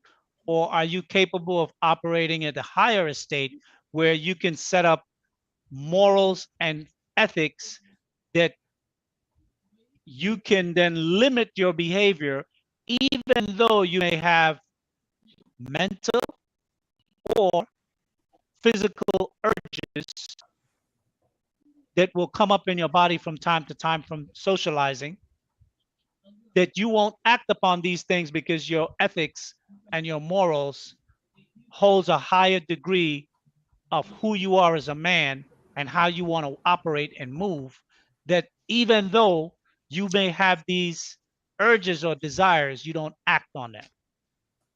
So then is that something to do with us as a people having no morals and no ethics, that we just allow whatever desire, whatever passion, whatever physical uh, urge we may have, is in close proximity to a person of the opposite sex, and the opportunity presents itself, and we can justify that the woman at home don't stimulate us in that way, we can just go ahead and act upon it? Is that the kind of man Wait, we are? when we Or That's talk Jay, about lust. Jay Prince, urges, when we talk about Jay urges, Prince, Jay oh, Prince first. Yeah, urges. okay, when we talk about urges, let's break down urges then. Why are you having those urges with a wife or a husband at home? What is the urges that we referencing? No, And the urges urges, to me, the urges are automatic. met, Urges are automatic in the body. They're not predisposed. They're not predisposed. is You it don't nature? have to. It's nature, of course. See, that's what I'm trying to get at. The urge. Okay, if I got a wife at home or she got a husband at home, but she No, working next talking to from her. you. We're talking from the man. So you would have to have a wife at home. Let's Okay, if I speak have from a the man. wife at home and I'm working around this woman and I'm getting this woman is bringing out some type of urge. That means that urge is already cheating mentally. You That urge already, is what? to me, if like they say, you study, if you keep looking at that woman booty, you're gonna continue. That's kind of cheating because now you fantasizing, and that's what's bringing the urge. What the urge come from fantasizing. Like I want to ask Eugene. I want to ask you, Eugene, if he was married, if he is married, are you married, Eugene? Okay, if you were married, have you ever been one woman before in a relationship? Yes, I have. Okay, have you ever walked down the street and seen another woman that was super attractive, probably more attractive than your woman? Have you ever seen that? Once or twice. Once or twice? How long have you? Did you look? Did you Uh, turn? Did you kind of turn your head back? did that? Yeah, I admit it. Yeah. Okay, you wasn't disciplined. Because Yeah. if the only time that you're gonna turn back, that means you choosing. You want to see that ass from not coming from your wife. And just because you haven't acted on that particular woman, but eventually, if you keep doing this and you keep having these urges, those urges gonna continue, it's gonna grow. And before But you that know that it, that's what necessarily, end up having people be cheating. Jay Prince, that's not necessarily an urge. Seeing a woman passing you by that is attractive is not an urge. Yeah, I That didn't is say that just was urge. No, I didn't say that was an okay. urge, but that's the beginning stages. It's the beginning stages of that builds up to urges. Because now, let's just say you working with that woman that you look back, you met her at the store, right? Or you met her at your job. Now you with this woman every day, 8 hours out of the day, probably 16 hours out of the day, 5 days a week. From you went from this to now you like, damn. Now she dressing a certain way, looking way better than she was. That made you turn your head the first time. That's how you're gonna build up into urges. And then the more you try to compress your urges and compress it and compress it, boom! You before you know it, it's gonna explode. Well, why can't you take out your urges on your wife? Thank I you. think that would be disrespectful for if my No. wife If, hold on, Yemi. I want to say this. If my wife got turned on by another man, if I found out that my wife was so turned on by another man at work that come home want to take it out on me, you know how I would feel? Imagine she come out and tell you, like, babe, this man was so, he made me so wet at home. Now I'm going to come and take it out on you. Come on now. Okay. Well, But you know, a woman wouldn't say that, and you would. She wouldn't say it, but that would you. If you found out that your wife was turned on by another man, and then she came home and screw you, you could tell. You could tell she fantasized about another man while she having sex. So are you as a man so naive to think that your woman can't look at other men and be attracted and be turned on by them? Exactly. That's what I'm talking about. But no, I'm not naive. However, but what I'm saying is like when you hear me say, instead of building all that urges up and going go home and take it out on your wife. And I'm trying to reverse it. Like if your wife come home and have that sex you like she never did before, you're gonna find out you're gonna be thinking she actually cheating on you. Well, we're not. She never did this type of stuff. This is what she wanted to do at that man at that job. You're creating a different fantasy to escape the question. Because Jamie said very clear, if you're having those urges, why don't you go home and take it out on your wife? That's the question. Don't flip the question. What I was saying is the urges come from another woman, though. Urges come from automated systems within the body, from observation, period. Blind men won't see those things to be distracted in that way. Children also. Say again? I said you can do studies on child psychology where they have studied children. Children can actually masturbate and not knowing it by rubbing a private part and not even know it because it's satisfactory to them. Like you said, it's a natural reaction. Right. Oh, what happened? This connection went out. Well, what he was saying. We got to be careful how we talking with them kids and stuff like that. Oh, okay. Got it. What's your verbiage? Can't mention children and type of stuff in this level of conversation. Okay, I don't know what it is, but they can show this through studies. This is actually goes to read. I've studied this before. Okay, but don't mention children. I apologize. Yeah, not a problem. Lust, even in the scriptures itself, for the sake of lust, take yourself a wife. So the lust is a natural thing, like the brother Mr. Sage just said. That's natural. Lust, urges, and so forth. The thing is this: when you have these lusts, these urges, and so forth, this is why the scriptures say take a wife. In the scriptures, there's many talk of having more than one wife. The thing is, it's not meant for you're supposed to be able to take care of that woman. Even in polygamous society, when they have multiple wives, those wives are supposed to be taken care of, not to just go around having frivolous sex with a bunch of people. So when you get in your mind, and this is what we have a problem with our people, because we believe in having frivolous sex. So now, if you want to have sex with a woman, you should be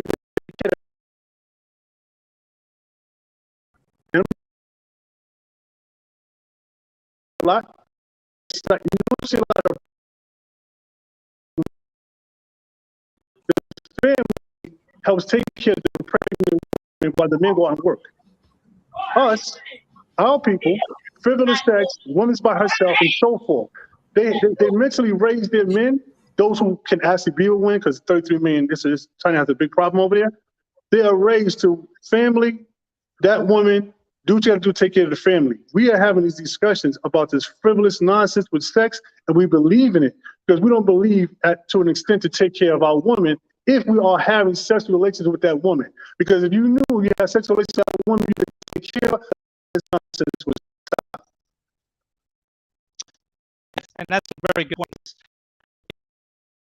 Prince was saying in terms of we were taught a different way of being where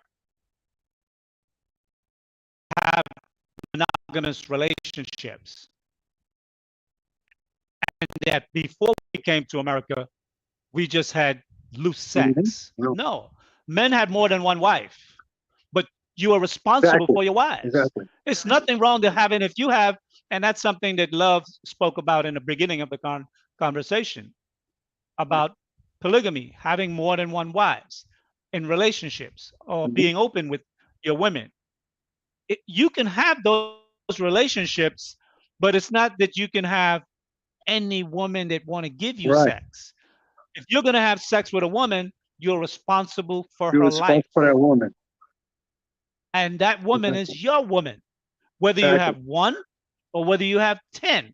But do you Hmm. have, one, the financial ability to provide for 10 wives and the children that they would bring? Right. Two, do you have the mental fortitude to Right. deal with the To dynamics of deal with. dealing with multiple women? And three, do you have the physical capacity to satisfy 10 women in a relationship? Thank you.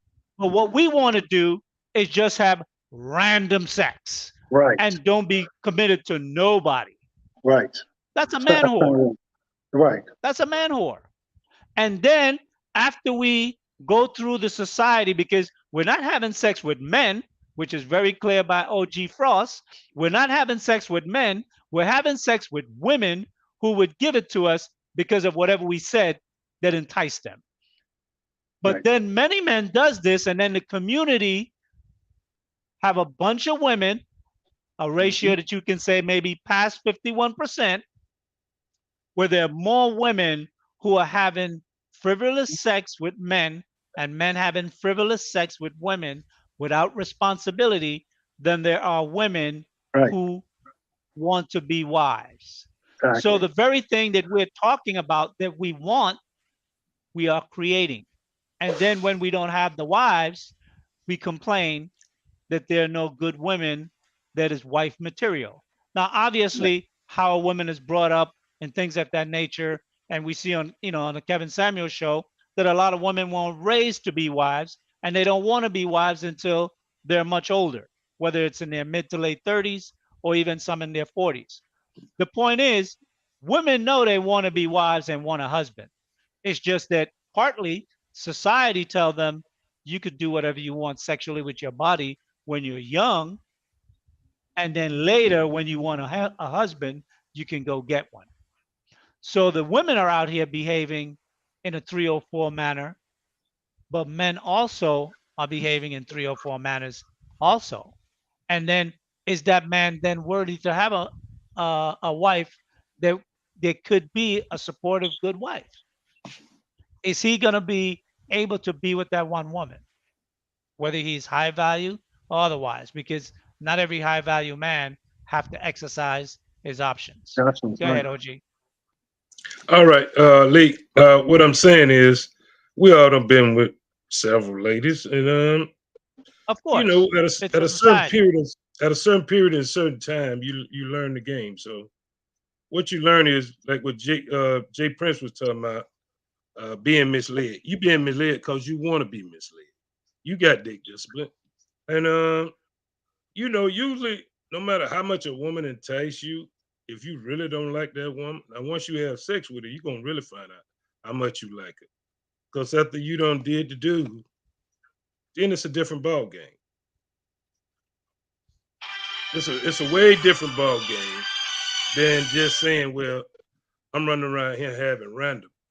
But when you get married and you're a committed relationship, you only want to be with your wife and raise your kids. So if you still going out there in the street searching for something else, that's more or less like I was saying, got to do with you, because you already done been out there. You know what's out there, so you know what's being advertised, and you know how women entice, and you also know how to entice women. But after you done did the do, usually 9 times out of 10, that ain't what you want neither. So there's no need So to then, do it. that goes right into the point that have you, because of your experience, made yourself a whore that even when you get a good wife, that you can't hold back and be devoted in that relationship? That because you work on a whatever job you do and there are women around, you're unable to maintain the commitment that you have made in a relationship, and you're still sexing women, whether it's on a job or women that you meet out and about in society as you socialize, because you just have the opportunity. No, because when you get older, you understand what to look for and what not At to what look for. age? At what age? When you say get older, what age? Oh, I thought you was talking about my age now. No, I'm just But asking any age. You give me an idea what you mean when you said as you get older. What does that mean? I mean, you get wiser and you understand the way the game being Right, but at In what my, age does that wisdom kick in where you don't have that behavior? That's what I'm trying to get at. Is it well, 30, 35, if you 40, married at 30, you 45, should. 50, If you married at 30, you 55? should have. Where? If you married at 30, Lee, and you married the woman that you wanted, I don't see no reason for you going out there cheating. I don't. You know what I'm saying? But, I agree with that. only time a man really cheating is I don't care what nobody say. If he got a beautiful wife at home, Lee, I'm gonna go ahead and be wrong. I'm gonna keep it funky. Like they say, let's keep it funky, but I'm gonna keep it respectful. If a man out there cheat, just say me and you got a homeboy, and we all married, and we see he got a beautiful wife at the house. I'm not gonna take it as it's his beautiful wife. I'm gonna take it as he got that flaw on his own. That's something he wanna go do. Right. It Well, ain't why got would you nothing to even do. blame the woman for that? No, can Hold on. Let me finish. But take it a step further.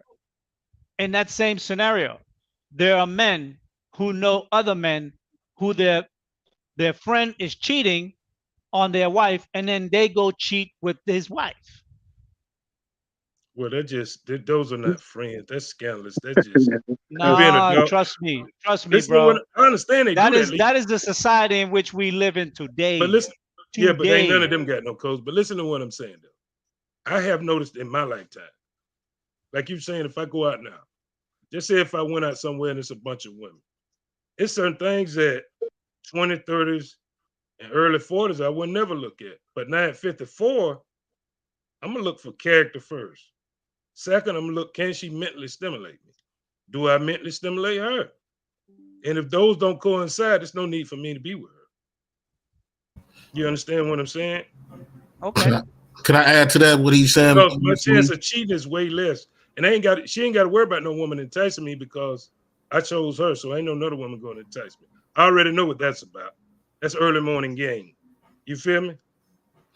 Because why she didn't see me before she seen me. And and I can be honest with the other woman, and I can tell her, hey, if me and you was to get together, it'd only be sex. And once I thought do what I do, I wouldn't have no interest in you, baby. I really wouldn't. Can I add to that? I want to say I gotta be honest with myself. I have met a woman that was so beautiful that I didn't even want to have sex with her. I admired her and just been around her, having conversations with her and touching, stuff like that. So I picture myself, if I would have married her, I wouldn't have been running around here trying to, have sex with other women.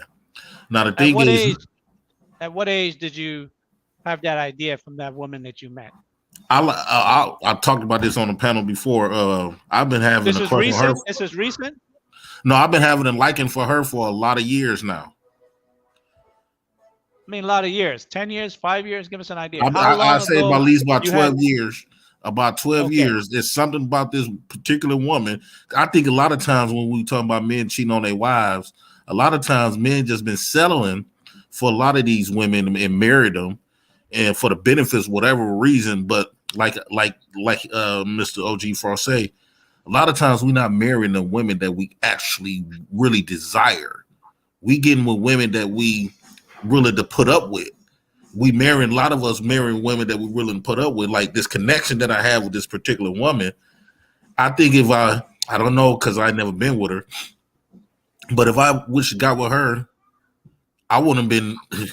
I've been sold up because it's something about this woman's character, how the way she make me feel. Like every time she in the house, like it could be 100 women there. Look, all of them look better than her, but she the only woman that stands out. That's when you got this type of connection with this woman, and it's like every time we around each other, you can tell we both feel nervous. My chest get all hot,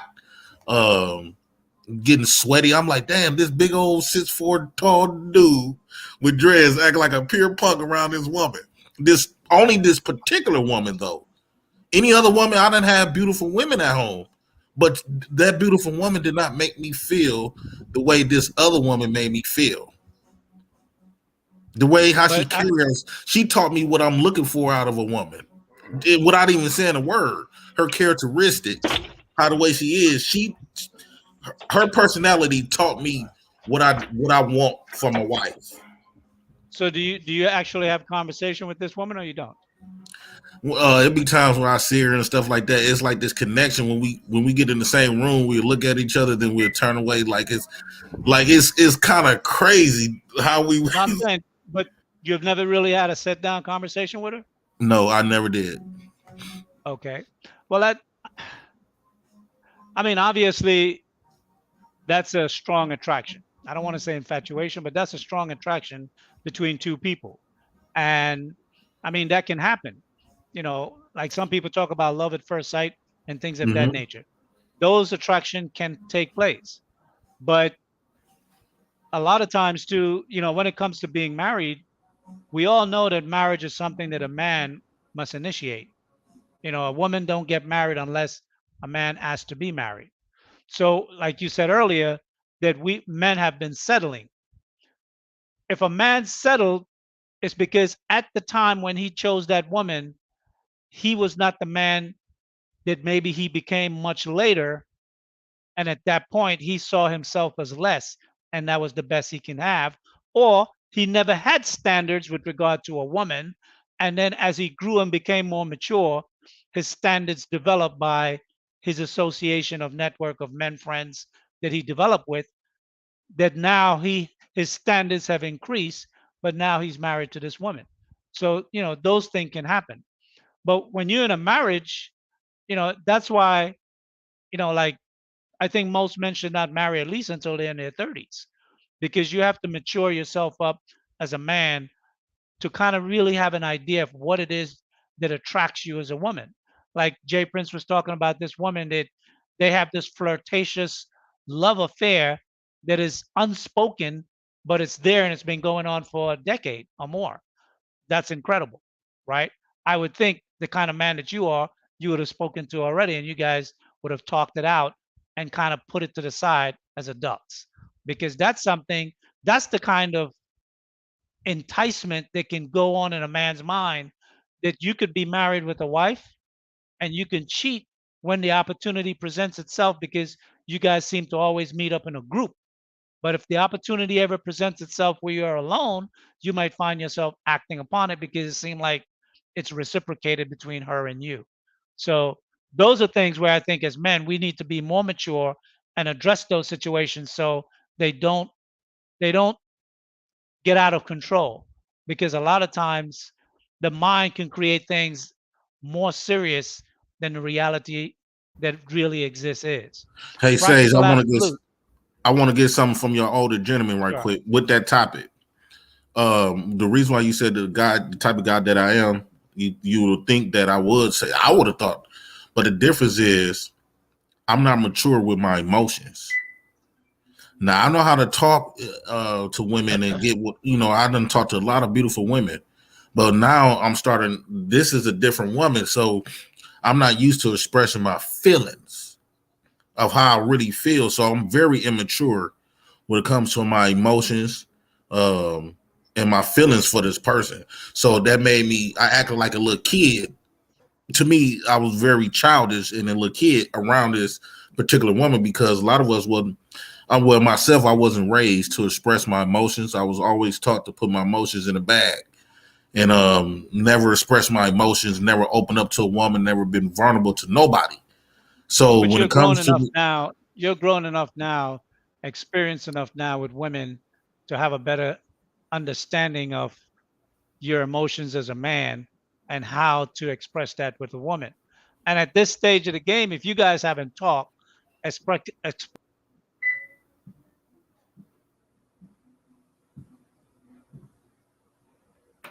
I don't know what happened, but a lot of us, I understand what Mr. Lee talking about. Hello? You go ahead, Jay Prince. I was just stepping in because I think he might have dropped. Let me see if he come back in, but go ahead. Yeah, a lot of us, I wasn't, now that I'm older, it's still sorry about that, guys. never had no classes where we could express our emotions. Go ahead, Miss Lee. No, no problem. No, I'm just saying that, you're a man now that is full of age, right? You're in your mid 30s. So at this point, you should have enough experience where you can articulate yourself. You may not be very good with how you talk about your emotions, but engaging with a woman that you have never had a conversation with, you don't lead with your emotions. You have to talk with the woman and get to know her on some level. And then that conversation can be led into, especially if you see reciprocated flirtation back from her.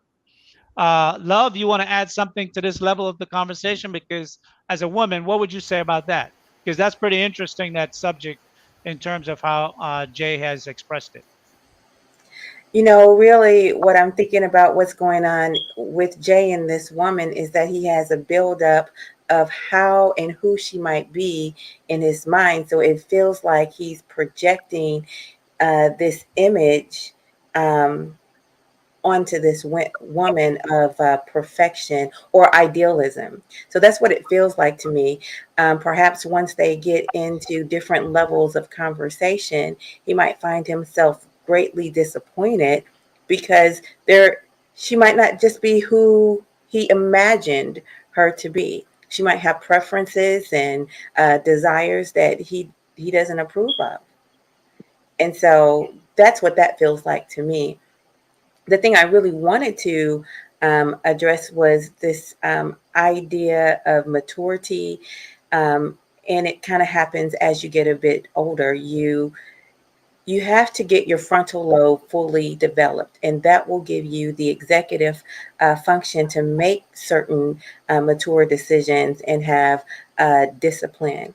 And you can do certain things in life that will prevent those things from happening, such as early access to alcohol or marijuana, to certain substance abuse. Now you think, well, why does that even matter?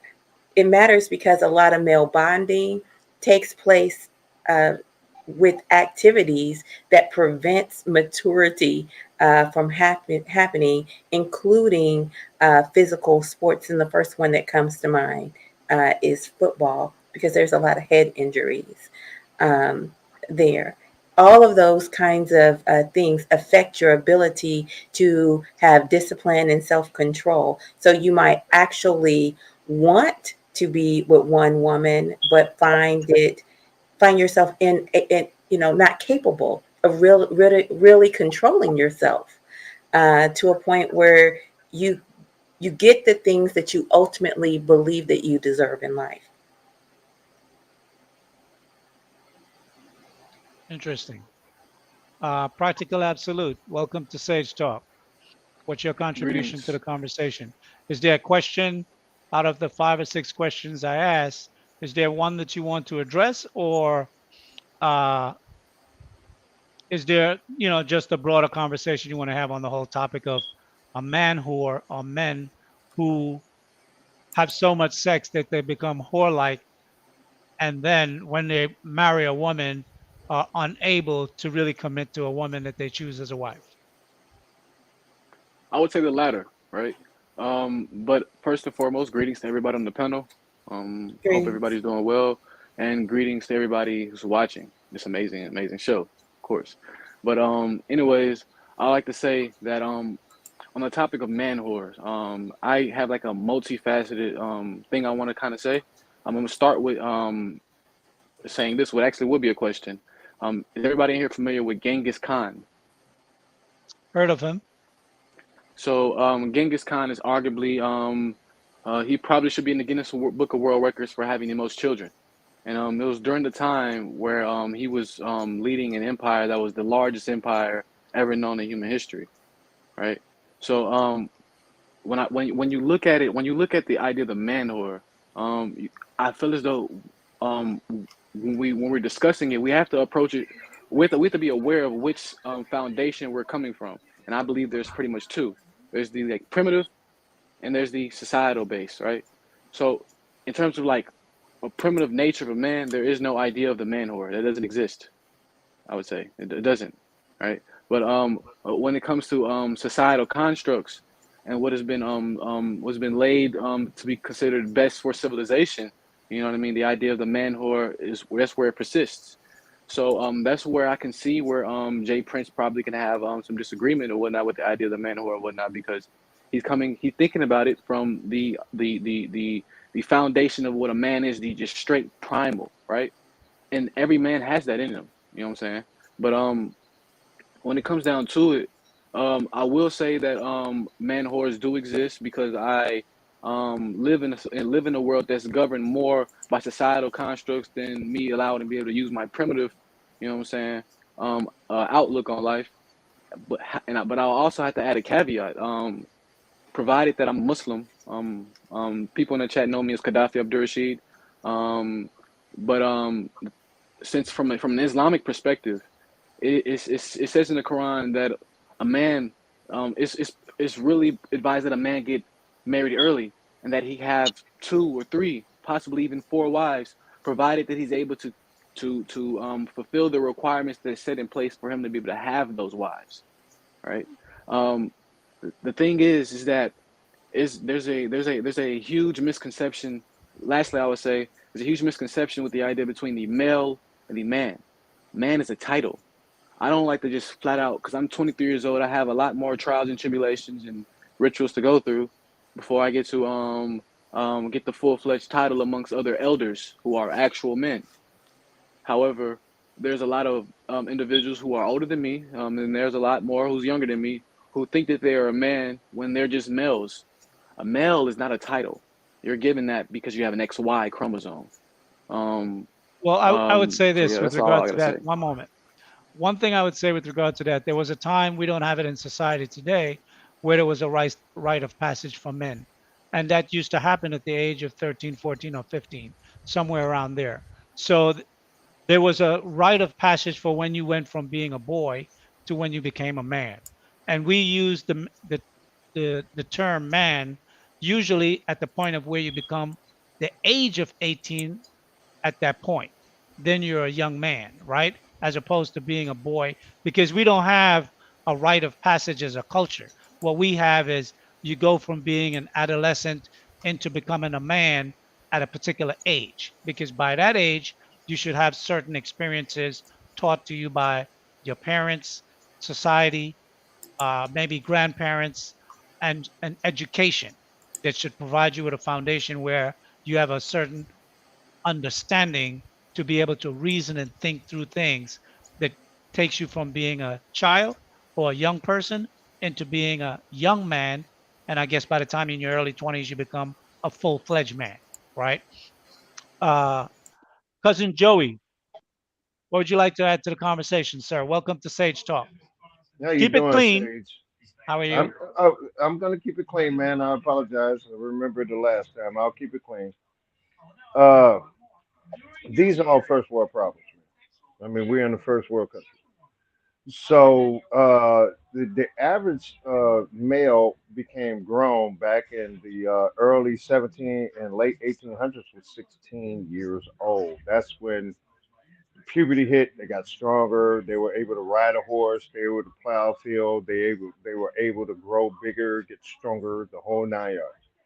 So I understand what you're talking about when it comes to that, but these are still first world problems. There's no such thing as a man whore. A whore gets paid. Men don't get paid. Now, the ones that do, they are called what do they call them? I can't remember what the term is, but Well, we do they have would. women that are classified as 304s that are not paid, but their behavior, they may have Yeah, a numeric count that exceed or rivals some women that are professional. no. What I'm saying is that I'm going back to the typical definition of what it was. You know, back in the 70s and 80s, where the oldest, what do they call it? It's the oldest profession in the world, right? Right, Remember that? Yeah, the oldest right, profession in the world. That there was a trade of goods. It could be corn, pigs, whatever. Now it's just money. I mean, we right. define what the currency is going to be. Given back and forth when it comes to people providing a service, especially a service like that. Okay. Yeah, but my thing is that you have to sit back and just to talk about exactly what Jay was talking about. He got in touch with his feelings, man. I salute him, man. I'm 51 years old. You know, on stage we older, so him being able to get in contact with his feelings when it comes to a woman and when he's in an environment with her, especially when it involves other people around him, and he's still able to conduct himself in the behavior that is going to be beneficial for him, man, I salute right here because a lot of us don't learn that. Well, I would say that, if you're socializing and you're a grown man, Hmm. and whether it's in your home or at social functions where the family is participating in, and whether you have a wife or a steady girlfriend that is committed, that you're committed with in a relationship, and there's a woman in the social circle that you have an innate attraction towards, and for whatever reason that woman may signal to you that there might be a similar attraction on her part, I think it's incumbent on you to have a conversation with that woman and put things in perspective, because of that type of flirtation, to be left unchecked, could have an eruption at some point in your life later on. Because if you get to a situation where you meet that woman out and about, where your family is not around, there is no celebration going on, and you just met her on the bus, or you just met her in transit wherever you were, and then you guys have a talk, and you go straight to what it is that you find attractive about her, and she reciprocate those responses, at that point you're just going to act on what you've been imagining for some time. And I think, as a I man, agree. especially if you're in a relationship, you need to address things, particularly to women that are in your circle, because to leave things unchecked with women that are in your circle leaves you open. Because there's some women that might see your good relationship and they want that. They don't have that. They see you as a good man. They're here to talk about you from your wife, members of the family, the type of man that you are, and they want that. And they may seductively do things to entice you to break your will.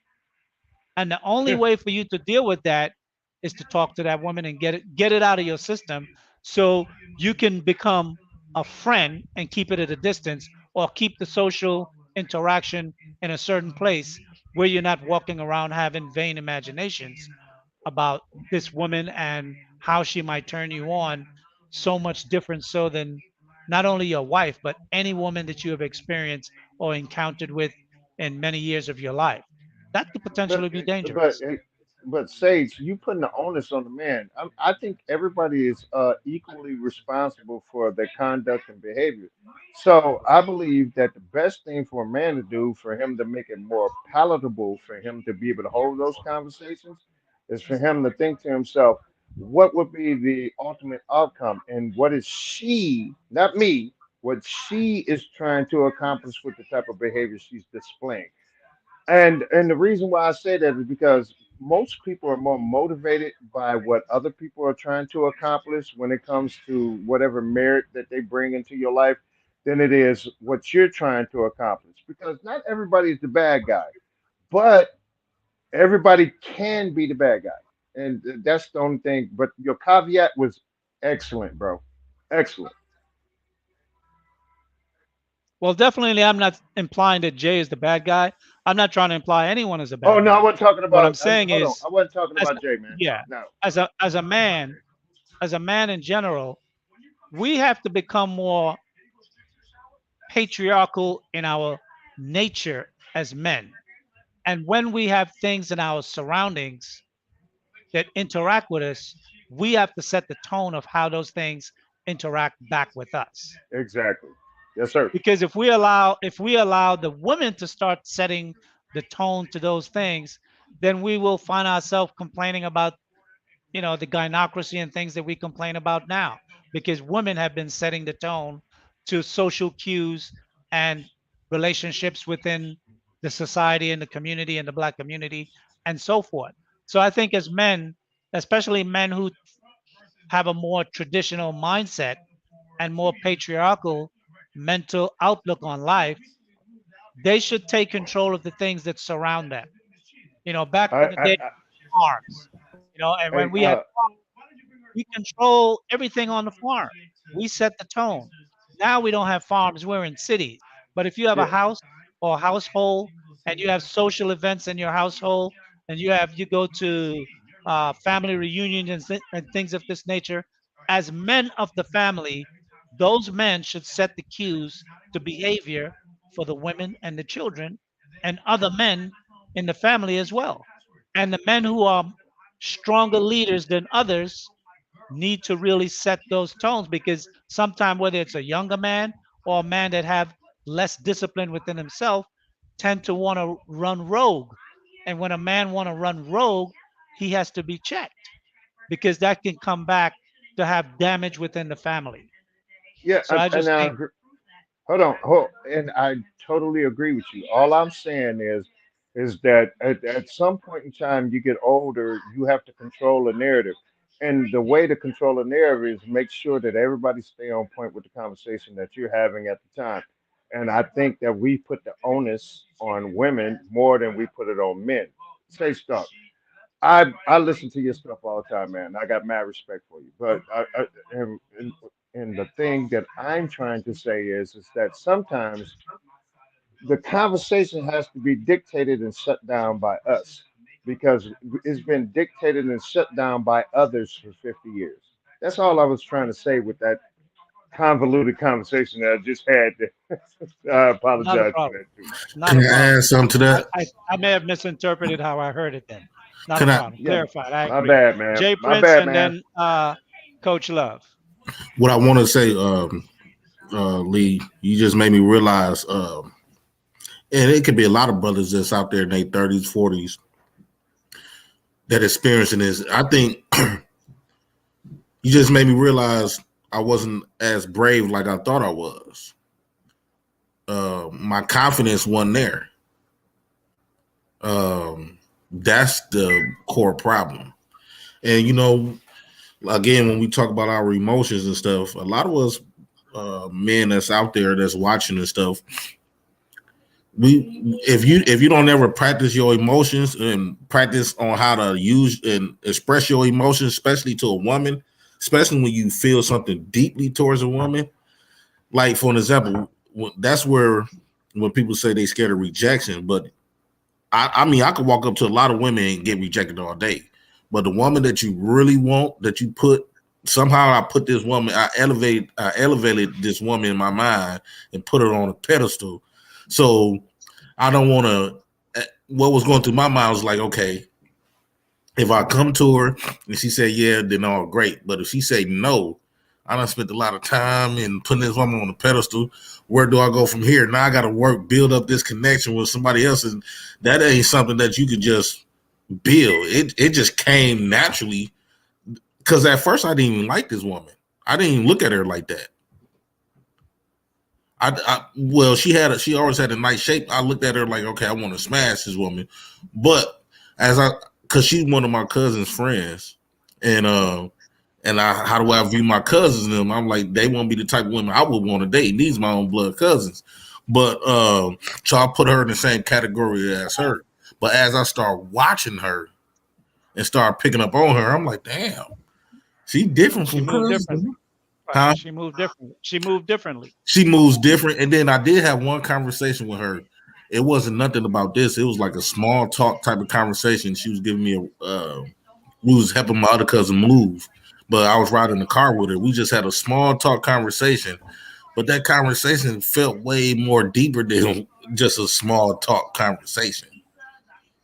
Well, I mean, Hey, if you're Sage. not in a relationship with anyone and you're attracted to this woman, why don't you pursue, I have was in that a conversation? relationship. I was in a relationship with a woman for 5 years, and I still used to think about her. Hey, Oh, Jay okay. Prince, can I ask you a question, man? Yeah, go ahead. I mean, how old are you? I have to ask that question before I make the statement so I can understand exactly how I should respond. How old are you? Oh man, I'm what, 26? Well, He's in his mid 26? 30s. All right. Okay. Hey Jay. Hey Yeah, I'm Jay. 36, 36. I'll be 37 in Okay. May. Hey Jay. Hey Jay. I'm gonna tell you something, man. It took me a minute to learn when I was in the military. Seriously, the more it make you think, the more powerful you become. So what I'm seeing right now is that you're talking about thinking about what you're doing instead of doing something without thought. That make you a strong man. You David Banner, bro, Superman. I just wanted to throw that out there just so you know. The Appreciate more you. you Appreciate think, you. the more powerful you become. And that's it. That's all I gotta say. Hey man, I love y'all, bro. I gotta go make a gumbo. I just wanted to get on here and talk to you right quick because Sage, I've been listening to you for a while, man. My man's in there, bro. You were my man's in them. You know that, right? Thank you. All right, All boss. right, Joey. I'll talk to you later. Yes, sir. Have a good one. Thank you. Yes, sir. Okay, Coach Love, you wanted to say something? Yes, I wanted to go back to your original question. You told a story of your friend who was financially well off, very wealthy, and you feel that his access to women created a desire to where he no longer really desired just women. He desired men as well. And No, I I got didn't to, say I didn't say I feel my it wasn't my interpretation. We had a conversation. He told me because there was nothing outwardly from my interaction with this individual that would tell me that this man would have any desire towards men at all. In every way, he came across as a masculine man and as a heterosexual man. I don't okay, but necessarily the engage in bottom that. line is that he desired men, is what I'm trying to get Right, to. exactly. He got He to a desired. point where females or women did not attract him. Right. And then so I got to thinking, what other conditions exist to, cause men to desire other men? And that also happens in incarceration. So, I'm starting to think, what are those kinds of things have in common? But that's a forced situation where there are no females around, with the exception Hmm. of correction officers, female correction officers. I'm not Hmm. talking about a forced situation. I'm talking about men in society that have excessive access to women because of whether it is their physique, Hmm. their game, as some people would say, game, and Hmm. definitely their financial wealth that afford them that. And I'm talking from the story with regard to him, his exposure to women came at a very early age because of his wealth. So Hmm. he had years upon years of engaging with women sexually over time that it got to the point where he became saturated. It was like there was nothing about a woman when he looked at her that really turned him on, where he says, like the average man would be like, I want to hit that. That trigger did not no longer function for him like it functioned in average men. That's what I'm Hmm. saying. So the question was, can a man, I'm not saying the question is, can a man become so much of a man whore that he doesn't desire men? That has nothing to do with my question. I just laid out two distinct different stories with men that had significant experience in their life that I know of, that one had so much sex with women that at one point he didn't want to have sex with men, with women all that much. Then there was another who there was no limitations to his sex with women. Even after he got married, he still continued and pursued outside affairs with women to the detriment of his family and his wife over time, right? So what I'm saying is the whole question is, can there be such a thing as a man whore where, because in time past, men got married young and men stayed with their wives for 30, 40, 50 years or until one of them died and they raised their families. We have great grandparents or grandparents who have had those type of life. And we know from histories past that that was the custom in most society. Now, with the wealthy people who are barons and dukes and kings and so forth, we know of their life that they had multiple women. And we know of societies, whether from Africa and the Middle East and from the Far East, where men have multiple wives. But those women are his wives. But in today's society, men are having sex with no responsibility to those women. They're only having sex over and over and over with different type of women, and those women are having the same type of sex with different type of men, that at some point the men say, okay, you are a 304, I don't want to have nothing to do with you to be my wife. But those same men, they will marry a woman and then continue to have that same behavior with other women that have that 304 lifestyle. So my question is, can a man become a male whore that he can't, even with a good woman, be committed to that woman, that he still practice his whorish behavior that he's always had before he got married? He Not can't. locked up in prison, not locked up in prison, not turning gay, not having man on man relationship. That is not really this conversation. The conversation is about men who have so much sex, irresponsible sex, that at some point, even when he get married, the woman that really satisfying is not his wife in his bed that have his children. It's his side piece. That's the Mhm. woman that he tells all his secrets to. That's the woman that he can have all the pleasures that he desires to. I've heard men on YouTube say there's certain things I wouldn't do with my wife, but they'll do it with their side piece. Then And that's so, not none of their wife, Lee. Say again? That's not none of their wife. Then, if they can't share their secrets with their wife and Not be sharing intimate, their secrets, having a sexual life with their wife. yeah, There's but you certain should be. sexual acts they won't have with their wife. I'm not just talking about what they tell their wives. I'm talking Well, they about, living in a because fem. part of We what you live, tell your wife would be your desires. and I would tell my wife, and I told my wife my desires. I'm not shy, Right, Lee. you. But this Yeah, is I'm a not man. just for anyone on the panel.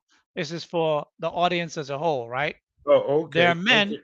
we have heard on in the YouTube streets say that there's certain things they won't do with their wife, but they will do it with another woman that is a side piece. Yeah, But you know what, Lee? You know what, Lee? You know what I think it is? I think men got to find out what about a woman that's attractive to them. Like for me, what I like about a woman is her feminine side. When a woman act real soft and feminine, opposed to a woman that act very masculine. Like I'm not attracted to no woman that carry themselves. They used to call them tomboys. I'm not attracted to a woman that cuts her hair off and wear her hair like mine and talking all aggressively and how the way she wear her clothes and her conversation. Like I like the softness out of a woman, where a man can't, a man can't be that soft naturally.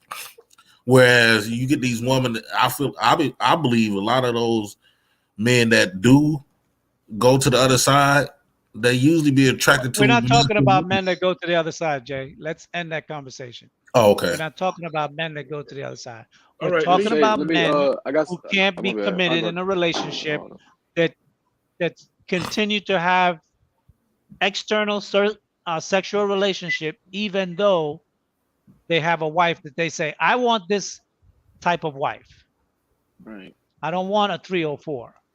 They But being It's yet, like fake, a. as man. after he I go marries, after you. I go after he you, before behaves OG like a Sauce. 304, and he does all the things that he enjoys sexually with his 304 side piece. But with his wife, he's not open with his wife that way. Yeah, he putting on the facade. He being fake. That eventually gonna catch up with him. We both know that. Uh, Yep. if my opinion of all of it is, Lee, it still boiled down to mental stimulation. Say And again? then it should then hold on. It should be mental stimulation first.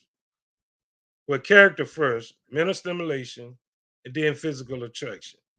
The thing is that growing up in different areas that we growed up in, it all really all depend on where you grew up at, who you grew up around, what information you got, uh, how you interpret that information. Um, because we grew up in an era where being a player was cool. Lee, you remember that? They made all the movies about being a player, a ladies' man. You got so many ladies. You suave, you know what I mean. You that guy, you that man. You could do it. So, now we don't came up on a generation, and I'm gonna go ahead and keep it funky with you, but I'm gonna keep it respectful. Being Sure. honest, the oldest profession, as one would say, I have more respect for those women's than somebody that will hide in a closet, the one would say, and say, no, they ain't did this, but all the while you did that. But the oldest profession is she's not hiding that. You see who she is. It's all about being real. The problem with this generation, I feel, is so many of them fake. They just straight up fake. They just But I all think a fake. lot of women are very open about their sexuality today. I mean, you go on Instagram and women are not hiding nothing. I mean, they don't even have on enough to hide anything from a physical Yeah, but standpoint. But in So yeah, terms but of we what are, they're looking for from men, they'll tell you straight up what kind of sex they want. yeah, but we know also though, Lee, why Instagram is famous. I'm gonna go ahead and keep it funky with you again. Instagram famous because most of them women's got on bathing suits. Now you at a certain age and I'm at a certain age. I want to ask you a question. I want to ask all Sure. the men on the panel, well, except for the young fella, Jay Prince, and me and you, Lee. When you usually, just say you married or with a woman, y'all been together for a while. If unless you know how to do what I do, but usually women are not walking around with something sexy in the house. I'm just saying if it's just you and her. Usually they walking around with something baggy, something slouchy. But you will say, well, we finna go out. You'll see how immediately she does her hair. She got on her best wear. And all the while you could just be well, usually what I do in that instant, I be just like I was just joking. I want to see you look good. Why you don't never look good when you in the house in the presence of me? Most women look good when they're out the house. is that even a Well, I question? mean, that's general. I mean, most people are comfortable and casual inside. I mean, that's everyone. That's male and female. We all get casual inside the house. That's Yeah, I you know, understand but that, but there's some women where even at home they have sexy things that they can put on, but they whether don't. they're cleaning the house, whether they're cooking, whatever. I mean, it all depends on how long you've been together, and how comfortable the woman might be, and not wanting to entice you. But If some that's your woman, relationships, she want to entice you. I'm saying, but there's some. I mean, I hear about relationships where men are married and are in sexless marriage. They should I be out hear those about that. marriages. They should be out those marriages. Well, I mean, regardless, the point is that the man is in it. He continued to be in it, and it's talked about. It's a reality. The fact that he Okay. hasn't done anything about it, that's a different kind of man. I don't know Yeah. about stuff like that. I hear about it, but I've Mm. not experienced that. Yeah, me neither. But check this out though, Lee. What I'm basically saying is this here. What I have observed this here. Most women's are beautiful, naturally beautiful. Those women that go on Instagram You or talking whatever, about they from a just physical standpoint or from a character standpoint? I'm talking about from a physical standpoint. I don't know their Okay. character, so I couldn't speak I on their would character. disagree. I wouldn't say Yeah, you most women are capping. beautiful. Yeah, most women are not beautiful in America. That's Okay, facts. so basically what I'm saying is Say that, what made say that again, practical. One I, second, OG. I said Say that that. I again, said that. practical. Yeah, I vehemently disagree with what Frost just said. Like that's like the majority of women in America are obese, and that's not attractive. So that's no, what that's I. not I attractive. disagree with that. I understand that, but here's the deal though. Here's the deal though. Let's make it short and quick. Okay, whether they're obese or not, if we understand if they're obese, then yeah, that's very unhealthy. That's not attractive. I don't know who they're looking to attract with that, but I'm not here to degrade them. But what I'm saying is, I look at it three things: mental stimulation, character, and then it's physical attraction. I would teach. I'm going to teach my grandson to look at character, mental stimulation, and then physical attractiveness. And I feel like if they get in a marriage, they will get in a marriage and stay in a marriage. I don't feel like they'll be running around. The things that I was taught, I don't teach my grandsons. You know what I'm saying? So that's the way I look at it. You know, How old is your grandchild? I got one 13, one 11, one 9, and one 6. Oh, beautiful. Boys and Right. girls, or all boys, or all Three girls? boys and the girl is the last, but Oh, she's okay. bright though. Congratulations. Are you still married? No, I'm divorced. Or you're divorced? Okay. Yeah, Well, I would say My this, bad. but I raised my kids though. I raised my kids. good. One of the things is that we have to become examples for our children because they're bombarded with other types of influences in society, online, in your phone, on TV, on YouTube. There are many, many forms of influences that can cause a young person to go astray, or at least to explore Hmm. the things and the desires, depending on particularly the friends and the associates that they have. Jay, you wanted to say something? When he was asking me about to ask me that question, like I say, man, it's stuff like say, she could wear certain stuff like my women used to like. She know I like women and it's called boy shorts. I hate the word. I hate the name of it because it make it sound like it's boy underwear, but it's actually We women sexy underwear. on Jay. Yeah, and how the way she playing her music. Like I told her, don't watch me if I'm looking at you. Then Mhm. it's gonna look unrealistic. Just be yourself. Go around, clean up the house. Let me just come in and just Mhm. watch you. Don't even pay me no attention. Yeah. Be yourself. And I want to oppose to what Practical was saying. I hear a lot of people talking about obesity and stuff like this. And then I start, all this other stuff, and they getting this from the CDC where they say we supposed to be this way, this skinny. And I seen a couple of skinny people a couple of days ago, skinny women. Do I really want a woman like that? What turns me on is some hips, some thighs, some jiggling. You can get it with a petite woman, but I like that meat feeling. You know, they used to say more cushion for the pushing. And I like, so I don't think we should continue to put these labels and say who's obese and stuff. Now, if it comes to the point where her weight is affecting her health, then we need to reconsider. Outside of that, Well, I think. Well, That's the definition of obesity. I It's think. like you know what I'm saying. Like if someone obese, like it's like a health concern. but it's a lot of men I think. is obese. Yeah, that's a zero sum. It doesn't. Yeah. Yeah. It's true for both sides. Right. I mean, we shouldn't have to wait until a person is obese or until they become a health situation to be able to have that conversation. It's not about labeling people, it's about stating facts. It's about observable facts Right. that you can see. When a person is overweight, it's obvious. You can see it. Now, they might be thick and chunky the way you like it. The problem is, if we know anything about human beings, is that as you get older, you put on more weight.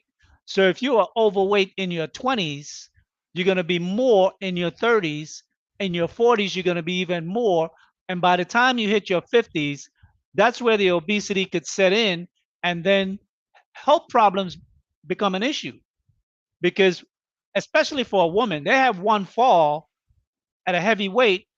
You break your hip, you break your wrist, you break an ankle, especially if you live on the East Coast where you have multiple seasons in the winter.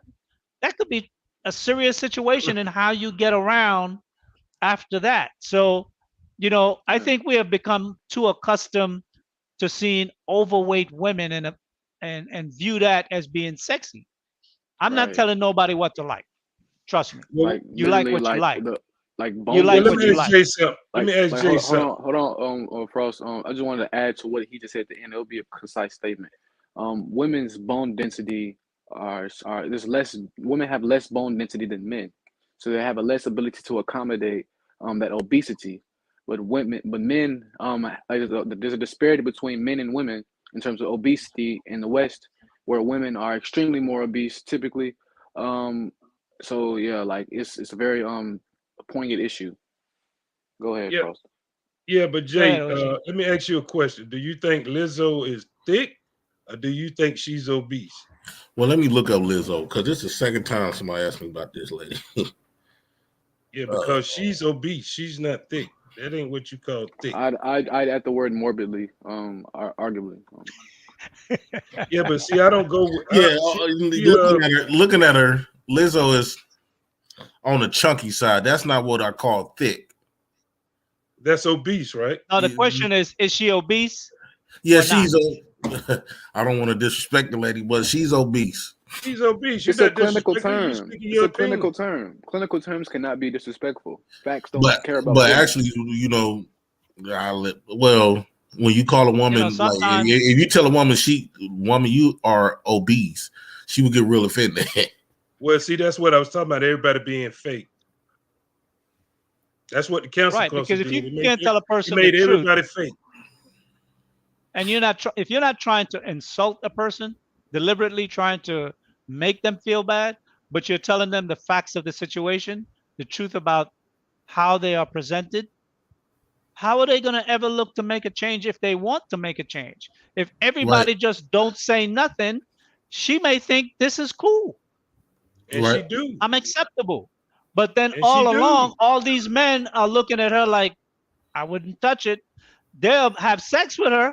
And that's another thing that's really messed up with us as men. They'll have Yeah, sex with her, but they don't want to have nothing to do with her. right. I think yeah, I as see that men, as a we need problem. to if we want the standards in our community to change, we need to change our behavior. If we want to stop having 304s in a community, we have to stop making 304s because men make 304s.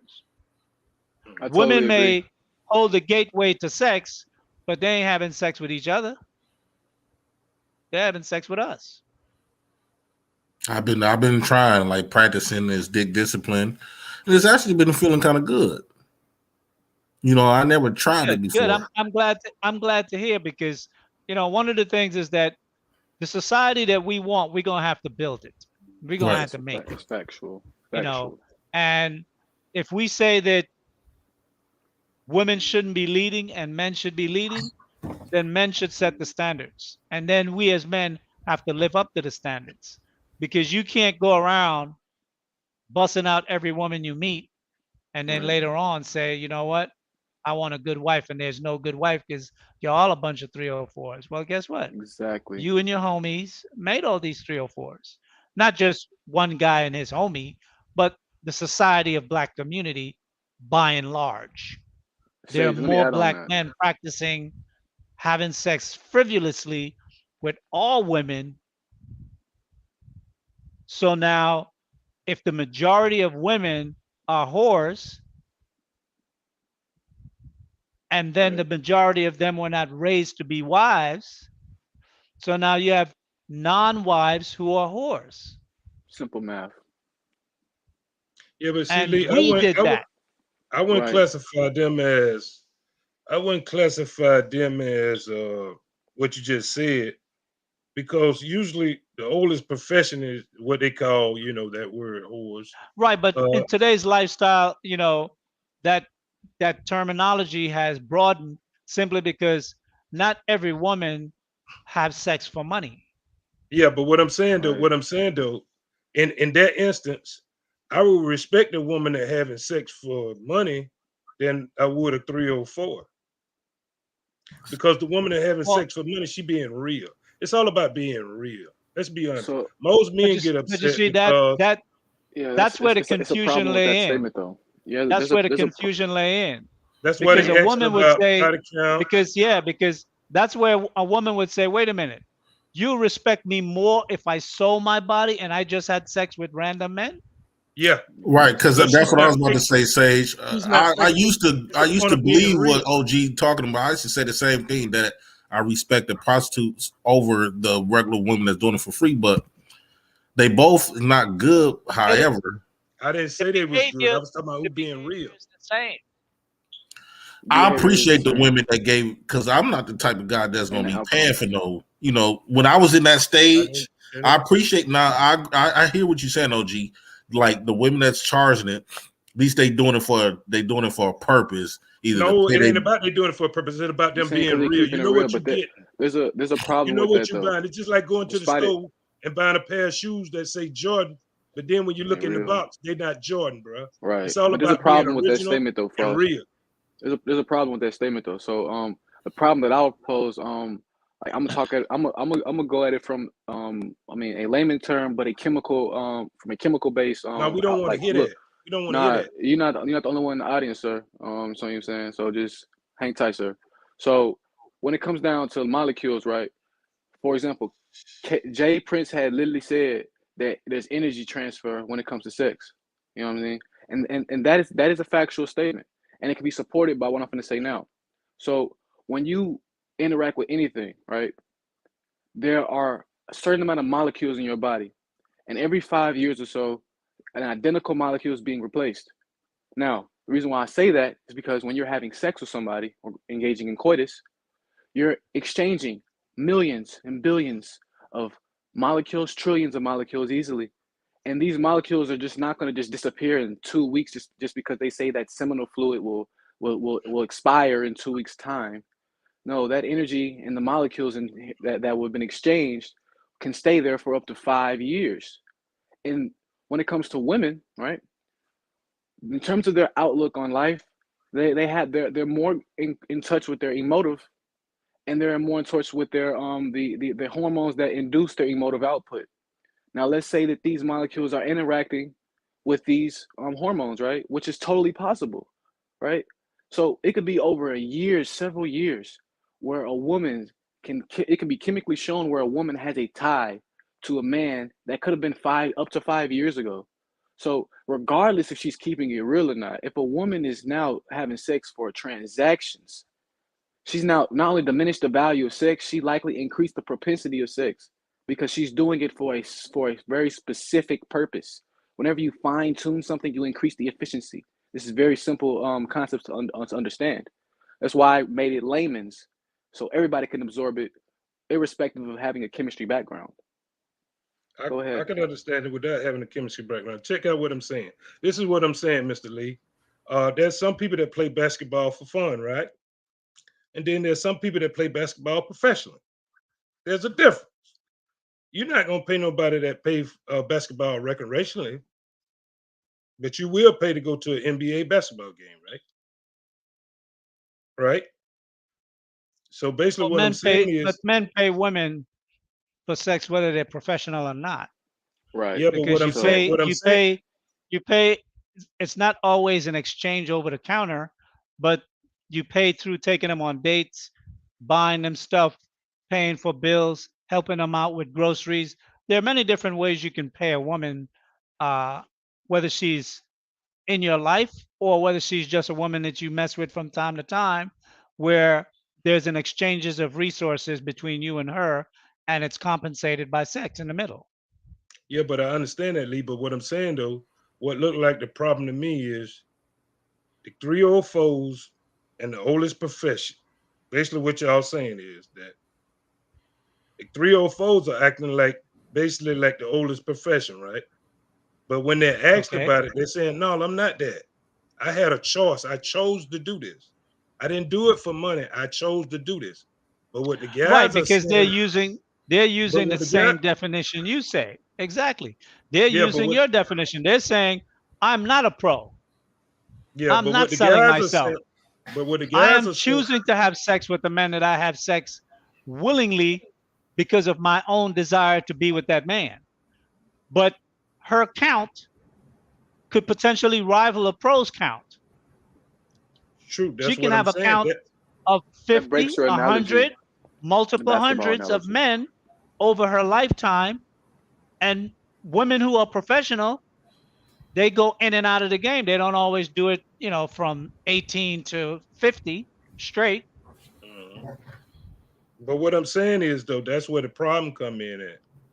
That's exactly where the problem come in at. Because if you're saying you're city girls and you're up and you participating in these activities voluntarily, then by default they should listen to the guys and what they want.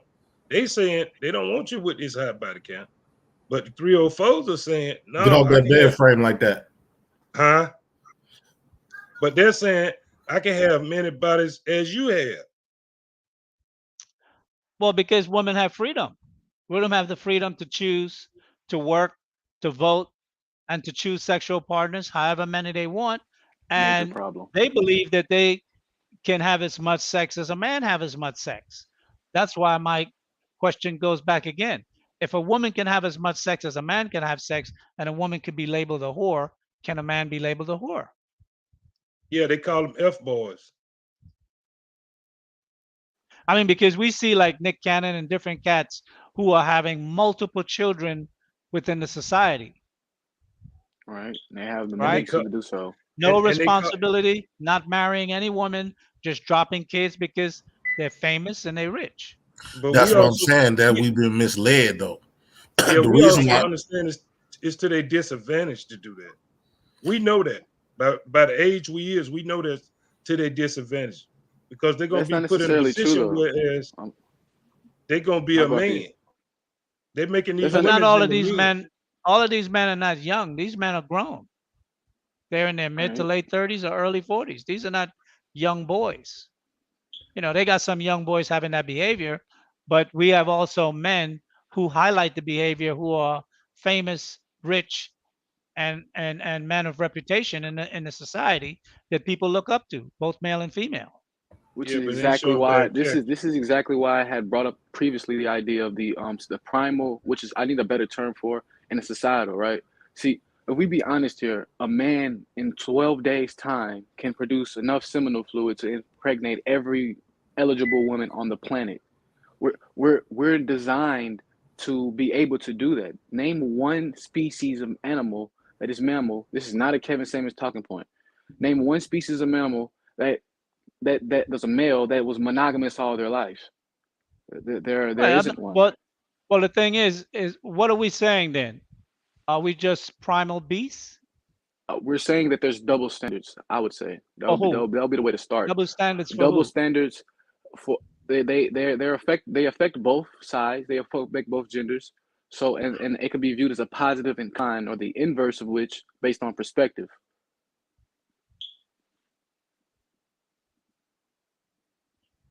Are you going to say something more? I'm not sure. No, sir. Okay. Well, I mean, the point is because a man can produce that many sperm, we know that in sex, only one out of those hundreds of millions will actually reach and achieve the eggs. So there's a lot of sperm produced which does not hit the mark. In Yep. any event, in any event, because as men, because we can do something, does that mean we should always do it? I No. That's a mean, good question. That's a good we're question. The now in a answer will be, modern oh, sorry. society. We're in a modern society where life has changed marketably from the way it was 100 years ago, and definitely from the way it was 1,000 years ago. And it's This is quite true. possible that 100 years from now, the modernity of society will grow even more than it is today. So are But we saying? Are we? Let me finish. Are we sorry, saying sir. that as we go forward as a society of men, particularly in the black community, are we going to be moving whereas because we can have sex with more than one woman, that's all we will do? We will just have random sex with women and create that type of society because as men, we can have more than one woman. We can have sex with a different standard to us than to them. So we're just going to populate with the women and don't have no responsibility for the population we create? The answer would No. be no. The answer would be no. And there's something that needs to be stated. That isn't typically mentioned, right? So the entire purpose of having sex, right? It's in all of our DNA, right? Is to be able to push on the next generation, and it's as such that the genes that are valuable are the ones that get pushed forward. So whatever basis somebody argues based on what valuable is, the genes that individual has, if they're most valuable, they should have the most ability to be able to spread that gene as far as possible. Now, it is different than it was 1,000 years ago, but the concept remains the same. We changed the ability. We changed from being warriors and killing and all this stuff and doing this stuff and establishing it and whatnot to now having money. If you have the money, that's now the equivalence of pretty much the same effect of being a warrior 1,000 years ago. So if you have a lot of Okay, money, so that you're able to goes to the high have that. value status. That goes to Mhm. the high value status conversation. So that means the 10% man should have a 90% of the women, and the other men who don't qualify don't get jacked. Is that what you're saying in terms of pushing the gene forward? Ignoring the numbers, the concept, yes, but I won't argue those numbers. I kind of disagree with that. I think value is it depends. It depends on what women value. Like all women don't value men with money. A lot of women value men that got certain type of characteristics and personality. Well, I we have see that witnessed. A a lot of women don't value men with money until they get older. until they get Usually older. Until they But realize what money when they're does. young, but when they're young is when they're populating having children. I think Right? it's all When women ages get though. older, when she's older, when she require money to take care of her needs, she's not populating when she get older. She's populating when she's Hmm. young. Right. Exactly. And my thing is this: like I have witnessed women that been with a man that's making all the money. Because I don't want to get this message out to the young females coming up that I want to say this first because I have witnessed women that left a man that made all the money, paid all the bills, and did everything, was very successful, and she didn't want nothing from him. And she just said, "You keep all your money. I want to go be free," and found a man that don't have really that much of what this man have, but he make her feel 10 times better. And I don't want to pass this message to these young girls that just cause this man have making 6 figures or better, that don't mean that you should be putting up with, because the stuff that we saying. I don't know if y'all got daughters and granddaughters, but now would you tell your daughters to be with a man to accept bullcrap? Because I have witnessed a man that was making 6 figures a year, he was taking care of the home, taking care of the kids, everything, but he was beating the crap out of her every time he get mad. But people will look at it like, well, at least he paying the bills. At least he paying There's this. some flaws in what you're I don't want saying. my daughters More to than one. subject themselves to that. Hey Jay, this But is we what know I'm saying. but we know men who beat their wives more would probably come, and this might be unscientific, probably come from more where economics is not their best trait. Right. There may All be a right, fair this is what I say to preliminary that, Lee. assertion. Because I have no problem. violence come through stress. And Violence I comes have stress from no. poor usually in people mostly. society, and stress usually comes from the lack of something. When you have a wife and several children and you're unable to provide them all with the needs that is required, you get stress from society, you get stress from your wife, and you get stress from looking at your children not having what you would want them to have. And Right. sometimes that stress can materialize itself in frustration, loud outbursts, and then violent expression. And sometimes that violence come out on the wife and then on the kids. Hey, So hey let Lee. me ask you a question, Jay Prince. Are you saying that if you have female children, that you would want your daughter to marry a man that was broke, that treated her nice, as Wow. opposed to a rich man that treated her bad? Because that's the proposition that you praise. So I'm going to leave it the same way. I rather for my daughter to choose a man that No, not choose, preference. Because have you a. stated it as a preference. You I said rather that have this a. is how I would teach my kids or whatever. Or you're going to Well, the tell man young don't have women to preference. come from when I come from, right?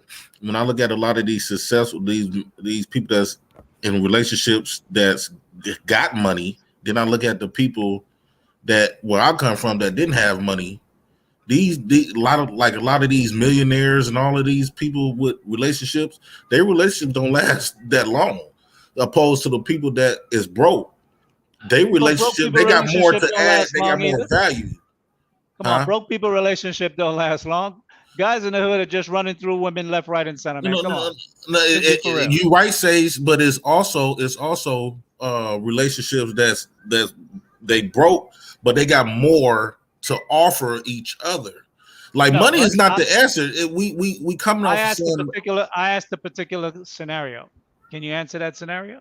okay, I'd rather for my daughter to choose a man that's broke and will make her feel happy that a man that's rich than beating her ass. Okay. Hey Lee, I got something to say to that. So Let, are let you me saying that every man that's rich beat his woman's ass, and every man that's broke treat his woman good? No, I'm not. I'm not saying that. I'm not. I won't never say all. Because you posed the proposition that if a man was rich and he had money, that he has to be a bad guy to beat the woman, so that the poor guy who has no money would at least be able to say, I won't beat you, but I don't have nothing to give you, but I won't beat you. That's the scenario you pose. Okay, what I'm I'm just to trying to clear. understand. Okay, what I'm saying about a lot of guys with money. See, this is the problem, and I got to keep it all the way real. But we Sure. with the BAG and the impact, we changing this. But before then, a lot of black men suffer from not ruling. We don't even rule our own. So a lot of men with money, when we get money, we get more controlling. We already powerless. So once we get a little bit of power, a lot of us, not saying all of us, but a lot of us abuse it, and we start I don't controlling see our that. I don't women. see that. I don't see that. Most black men that comes into a significant amount of wealth, normally they marry out and they have good relationships. And I've known quite a few black men who make a lot of money and they marry out and they've had good relationships. Not all the relationships have last, but for the time that they last, they weren't abusive to their wives, not in a physical sense. I mean, I don't know all the inner workings of their home, but what you're able to see, I can speak from that. So Lee, you haven't witnessed nobody that as soon as they got more like running the show, you never heard of them being more controlling. No, I'm not speaking from what I hear. I mean, I grew up in the drug game, so I knew guys that made money through drugs and got rich. I'm talking millionaire rich, not just bullshit rich, super rich, right? Bought whole blocks. And I knew guys in business also who made a ton of money and are rich, got properties in multiple states. And they're the same guys that they were when they were in their 30s. They're more mature and more reserved now, but they're the same nice guys that they always been. They're not violent. They're not controlling. If a man is controlling when he's young, he's controlling when he's get older. And a lot of times when somebody say you're controlling, it's because you're a man, especially if you're going towards success. You control the things that you deal with. You don't deal with drugs. You don't hang out with gangsters. You make sure the type of people that engage in your life, you keep that far away. And when you have a woman that come into your life, if she come from that background, you're letting her know this type of behavior is not acceptable. Then people say you're controlling. Of course, you got to be controlling in the life that you want to live. You have to be deliberate. You can't live a successful life by accident. And when a woman tell me I'm controlling, yes, I control my life. And when you come into my life, there's certain things I just don't participate in. And these are the rules. And if you're going to be in my life, you're going to have to abide by it. And if you're not, we could be friends. You're a nice person. I'm a nice person. And we can move on and I'll find somebody else who want to live their life, whatever life I provide under these requirements. Because if you want to live a life where there's no rules, go back to the community. Yeah, yeah, but Lee, let me say this though. Let me say this. I'm gonna say two things here. Here's the deal. We all, what Jay Prince just said, the way you gave it to Jay, that was the right statement. But don't know one shoe fit all. Uh, when it comes to our women, like you said, we gotta lead. We don't have time to play games. The man that I want my granddaughter to marry is a man that know how to treat her like a human. She's a human first. So Absolutely. I want so I want him to treat her like a human. Uh, and the way I teach my grandsons is to always protect her. So there should be no abuse. If you don't want a woman, just tell a woman simply you don't want her. There's no need to get physical. There's no need for all that. Second of all, I have no problem with if they say, well, the men's with the best genes get all the women's. I have no problem with that. You get to fight the wars, you get to clean the gutters, you get to do all that too. You don't just get all the women's and just say, well, we the prize, and then all the other hard work, we'll leave that to you guys. Now you get it all. See, the thing is about want to be the king, you got to get it all. You don't get what you want. And just the second statement I'm gonna make to practical absolute. The reason why I don't go by so many books is because the bad thing is about Africa, they never wrote nothing in books, man. I wish they'd have wrote in books. So I wouldn't use Genghis Khan or none of them. I don't know what happened in Africa. And by that definition of that, I don't know what happened in Africa. That's why I'm not so quick to reference the books. It's nothing against books. I think it's nothing against books, but I also understand that it's a history missing.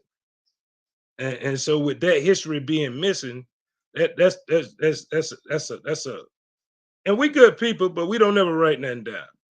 You know what I'm saying? Like I teach my grandkids. Well, you The know what? safest I would place differ. to go, the safest places to go is to the library. I don't care if you're in a city. If it's a ride, just go to the library. Ain't nobody gonna bother.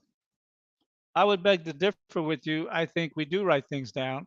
And when you check back in ancient history, Black people did write things down. We were the first to make records. I think the part that's missing is that when the colonials came in and conquered Black nations, they burned what was written.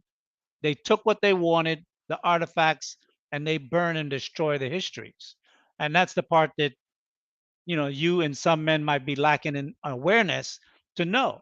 We were the first people to write things Okay, down. okay, that's Now a good thing, then, Lee. we do have an oral culture about us as well, but we do Yeah, I both. understand.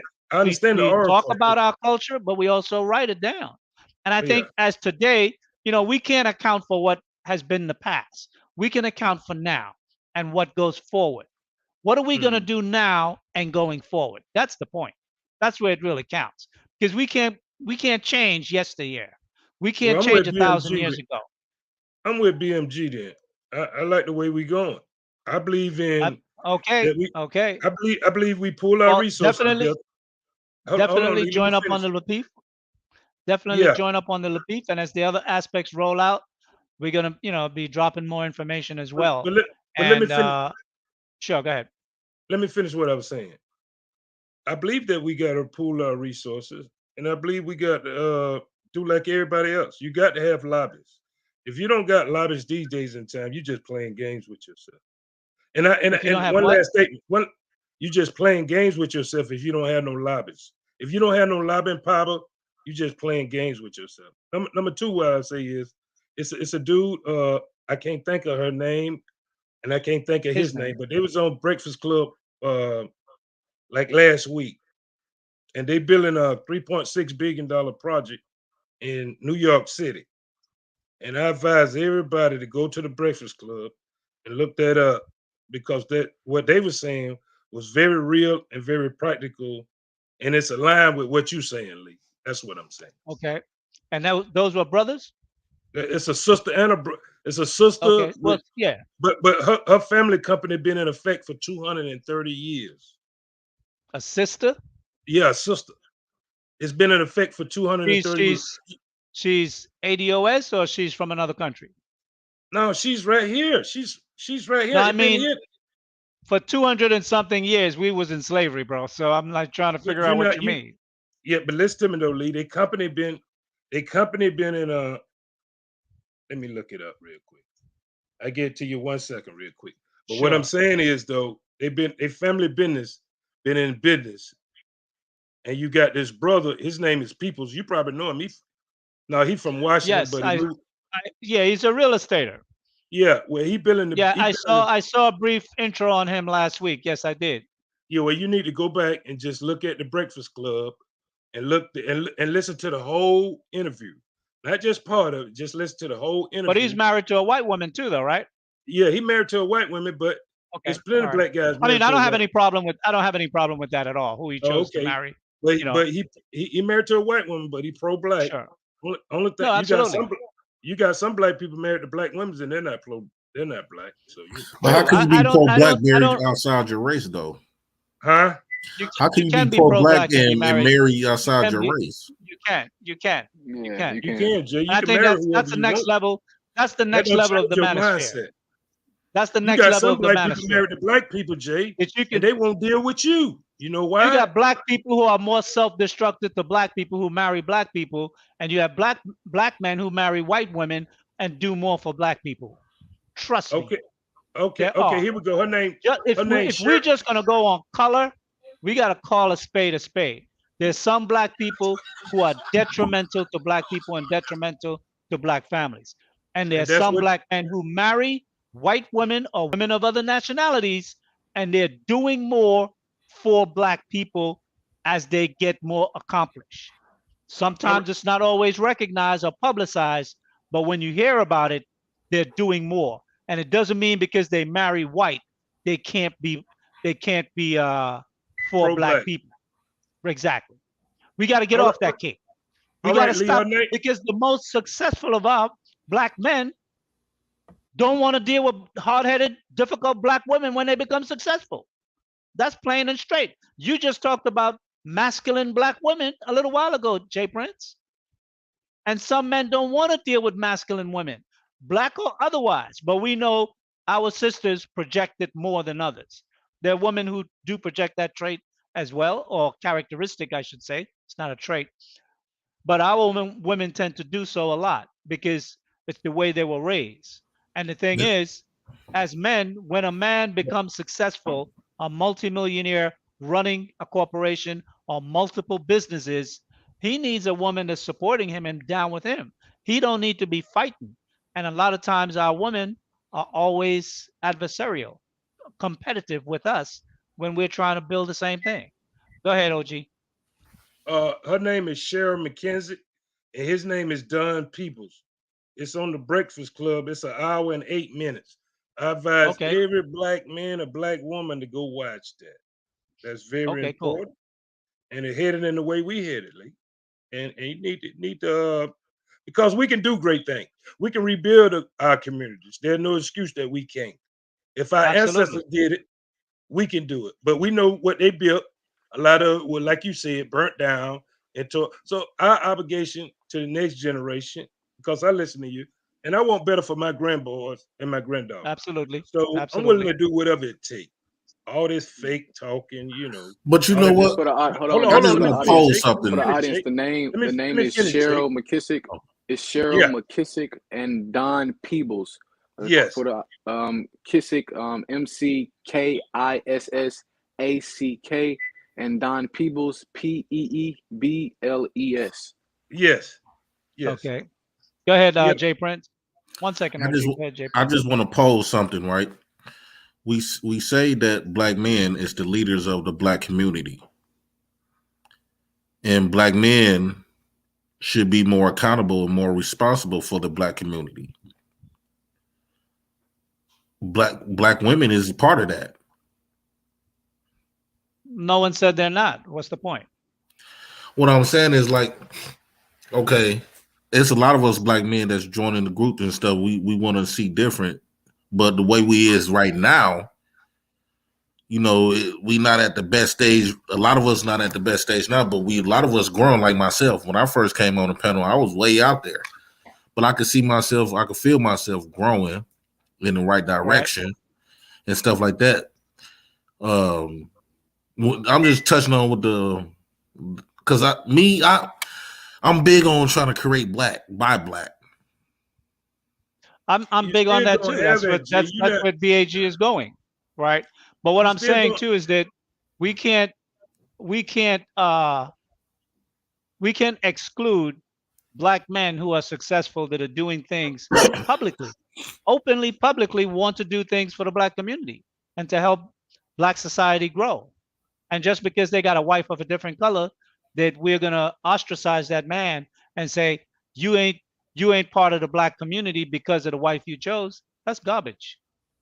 I'm not gonna and tell a Jay, man who to choose as a wife that's gonna support him.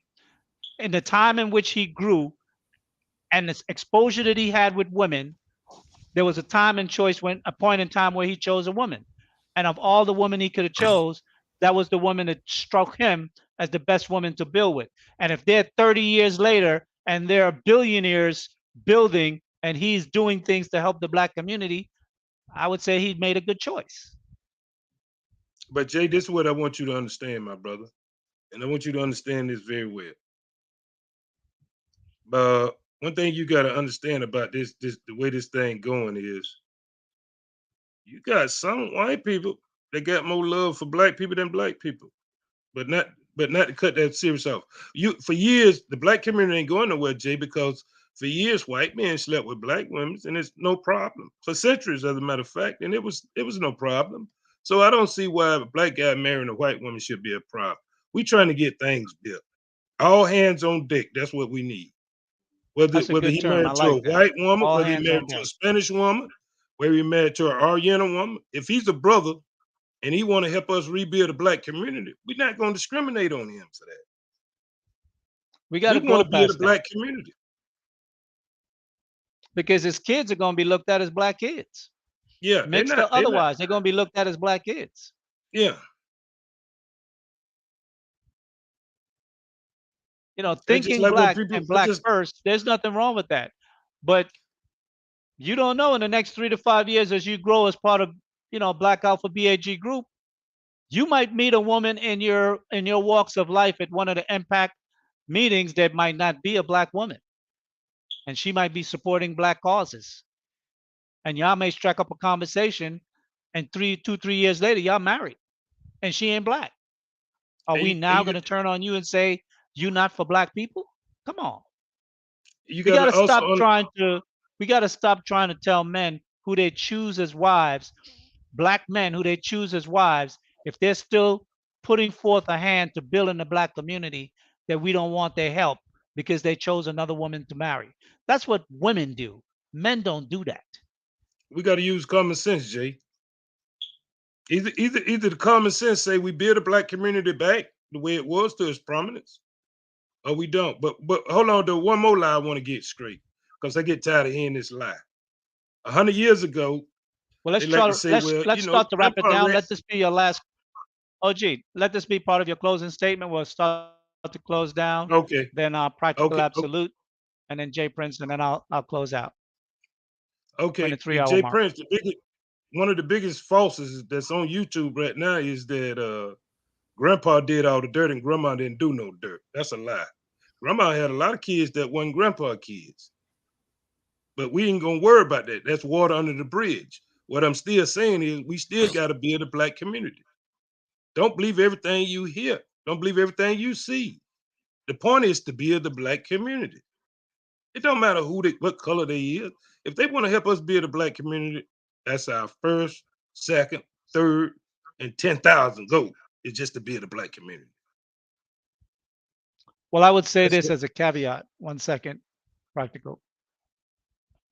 As it pertains to maybe other nations building the black community, I would say that we have to control how we may accept the help of others, because not everyone have our best interests. Some people may start to see as the black community start to take form and become stronger, and the buy black ideologies begin to grow, and our wealth and power begin to grow, there'll be others who will see that and want to align themselves to better their situation as well. So we have to be careful of alignments that we yeah, take but Lee, on.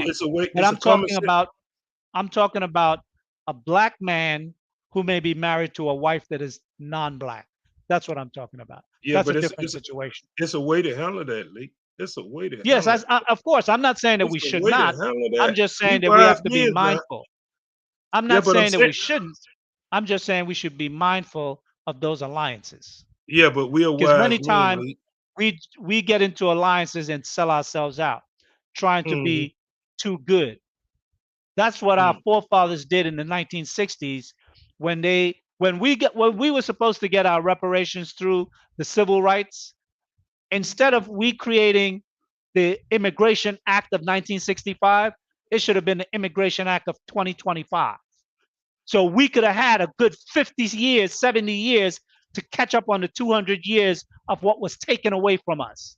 But we brought everybody in, and then what did the white man do? He called everybody a minority and gave them all, and people of color and then they got everything we were supposed to get, and we got nothing, or we And got put us to the change. back of the line. That's why you need to listen to the So what I'm Breakfast Club. saying is that we have to be mindful of the alliances we make, that we don't that we don't get hoodwinked, We that ain't we gonna don't get get hoodwinked, played, Lee.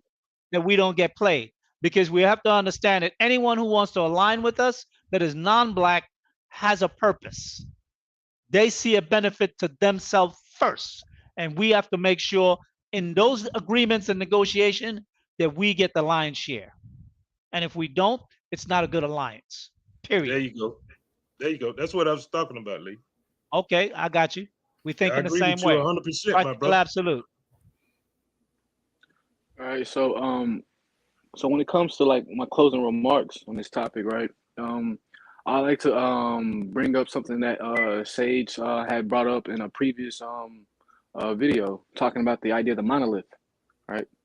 So if okay, let's just say we have people of different races, right? And let's say that they do express the idea through and through of the cause for say BIG or impact, right? And or let's say black people as a whole, right? The only way how they could like be of actual use in the best way as for any participant is to actually uphold the idea of the monolith, right? I'm not saying that everybody has to be exactly the same, no, but there has to be several core principles that intersect between everything that pretty much gives a good interpretation as to where this person stands in terms of their perspective and outlook on themselves and the world around them, right? So, yes, a white person or Asian person can, of course, be of use and of help to the, the cause of people of the diaspora, but they have to embrace the idea of the monolith. But first and foremost, we have to have a monolith to begin with. We don't really have one, and I see that the advent of Lapeef Network and Sage and among others, slowly but surely we can possibly have a monolith. Thank you. I will add something onto that, and then I'll let JP come on in. What I would say with regard to that is that, we're starting with the Black Alpha, group, and the supporters that become part of that group, both men and women. But particularly the Black Alpha men, they will be pledging to a code of behavior and ethics. And that idea will then have to resolute within themselves as men on how they're going to move within society, to separate themselves from how other men in society move. And that's a place where we need to start. We need to start with a seedling of an idea within a certain group of men that's going to germinate, and then it's going to grow and become a tree with fruits that it will bear. And that's the way I'm looking at it. Jay Prince? It's called Black Afro Group. That's the problem with OG Frost. This no shade to you, but we got to quit looking for outside help. Every time we beg for outside help, we get infiltrated. They're not going to make us more powerful, help us to become more powerful than them, which that's kind of the goal almost. They always want to have some type of control of us. When you think of BLM, shit, it's like a white organization now. Like let's stop feeling bad. Let's stop being unapologetically because we want something for strictly blacks. They already took everything from us. We done shared everything. We done shared the Egyptian hieroglyphics. Now, when you think about it, they would tell you Egypt is Arabic and whites, and that was and from my proof, my research is it was blacks. When you think about rock and roll, the first cowboys, and what they teach the young kids that's white folk stuff, and that was blacks. Like we share everything, and then at the moment we want to sit up here and say we want something for strictly blacks, we got to feel guilty. They don't add us on everything that they do. Every other culture, every other race, they got something that's strictly for them. And they don't care what type of civil rights movement we march or have. It's still strictly for them.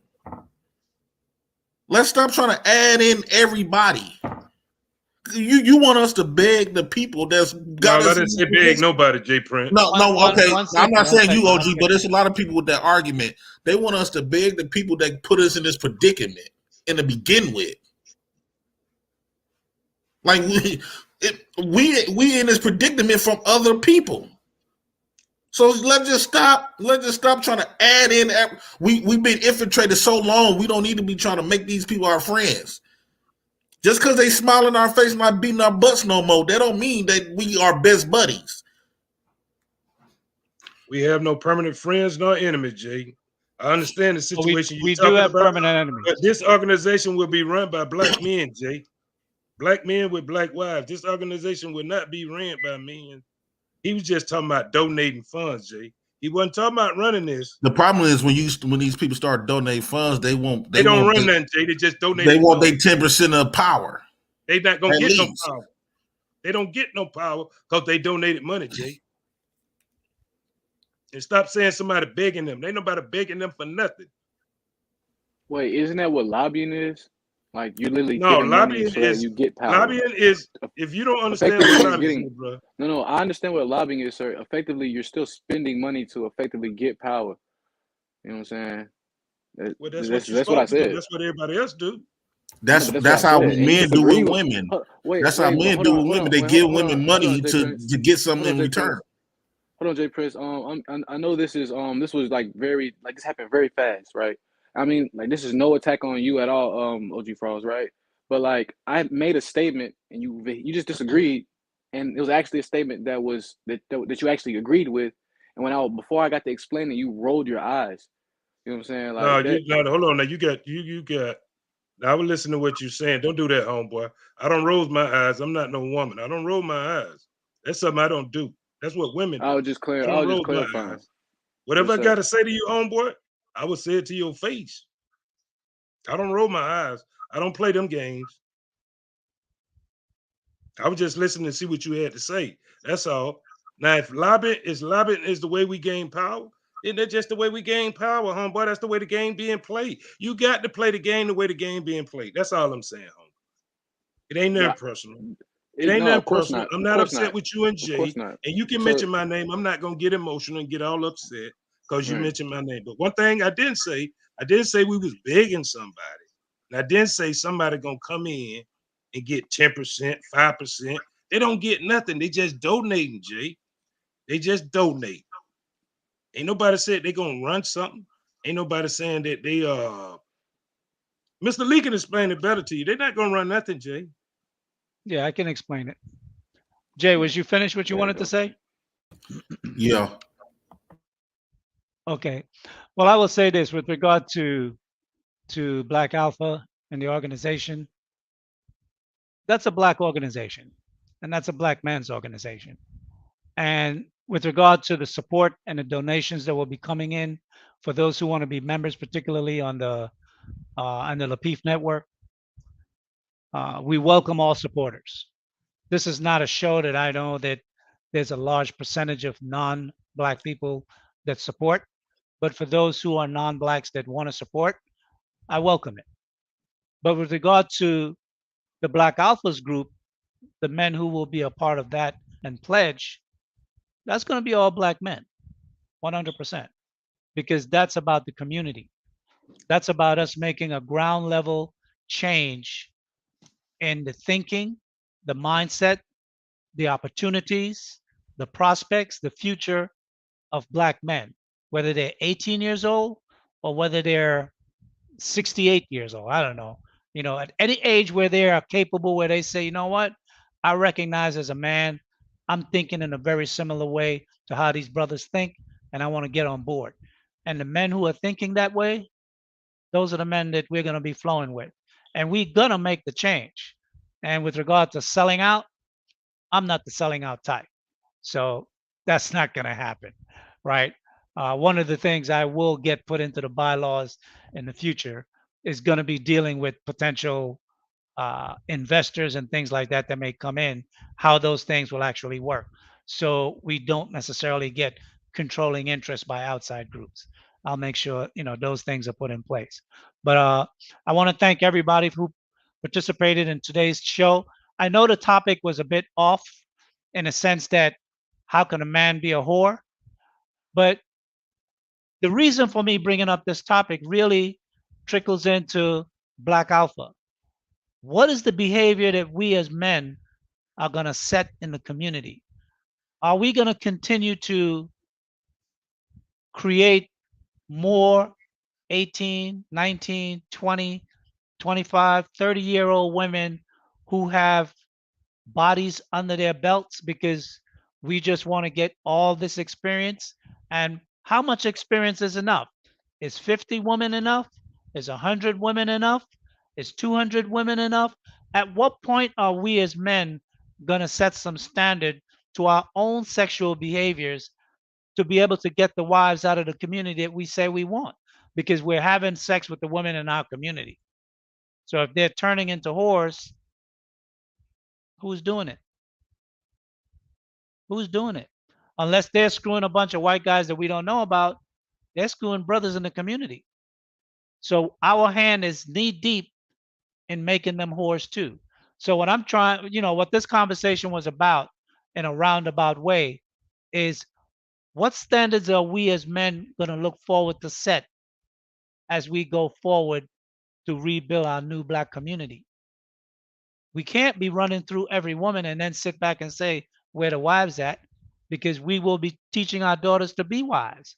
So if you raise a daughter to be a wife, how then the son of another man gonna have a mindset where he wants to practice on your daughter? That's what this conversation was all about. Thank you very much, guys. Appreciate your time. Those who stayed in for the whole show and participated, asked questions, had conversations in the chat, came up on the panel and enhanced the conversation.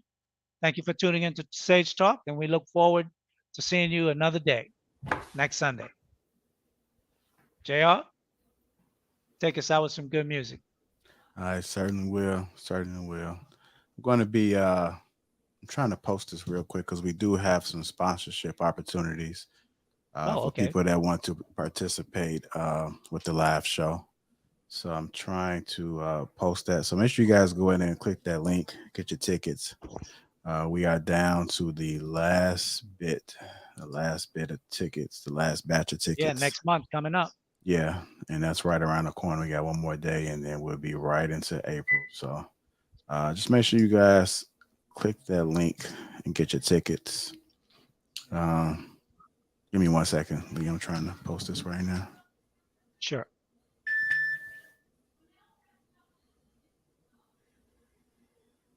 Okay.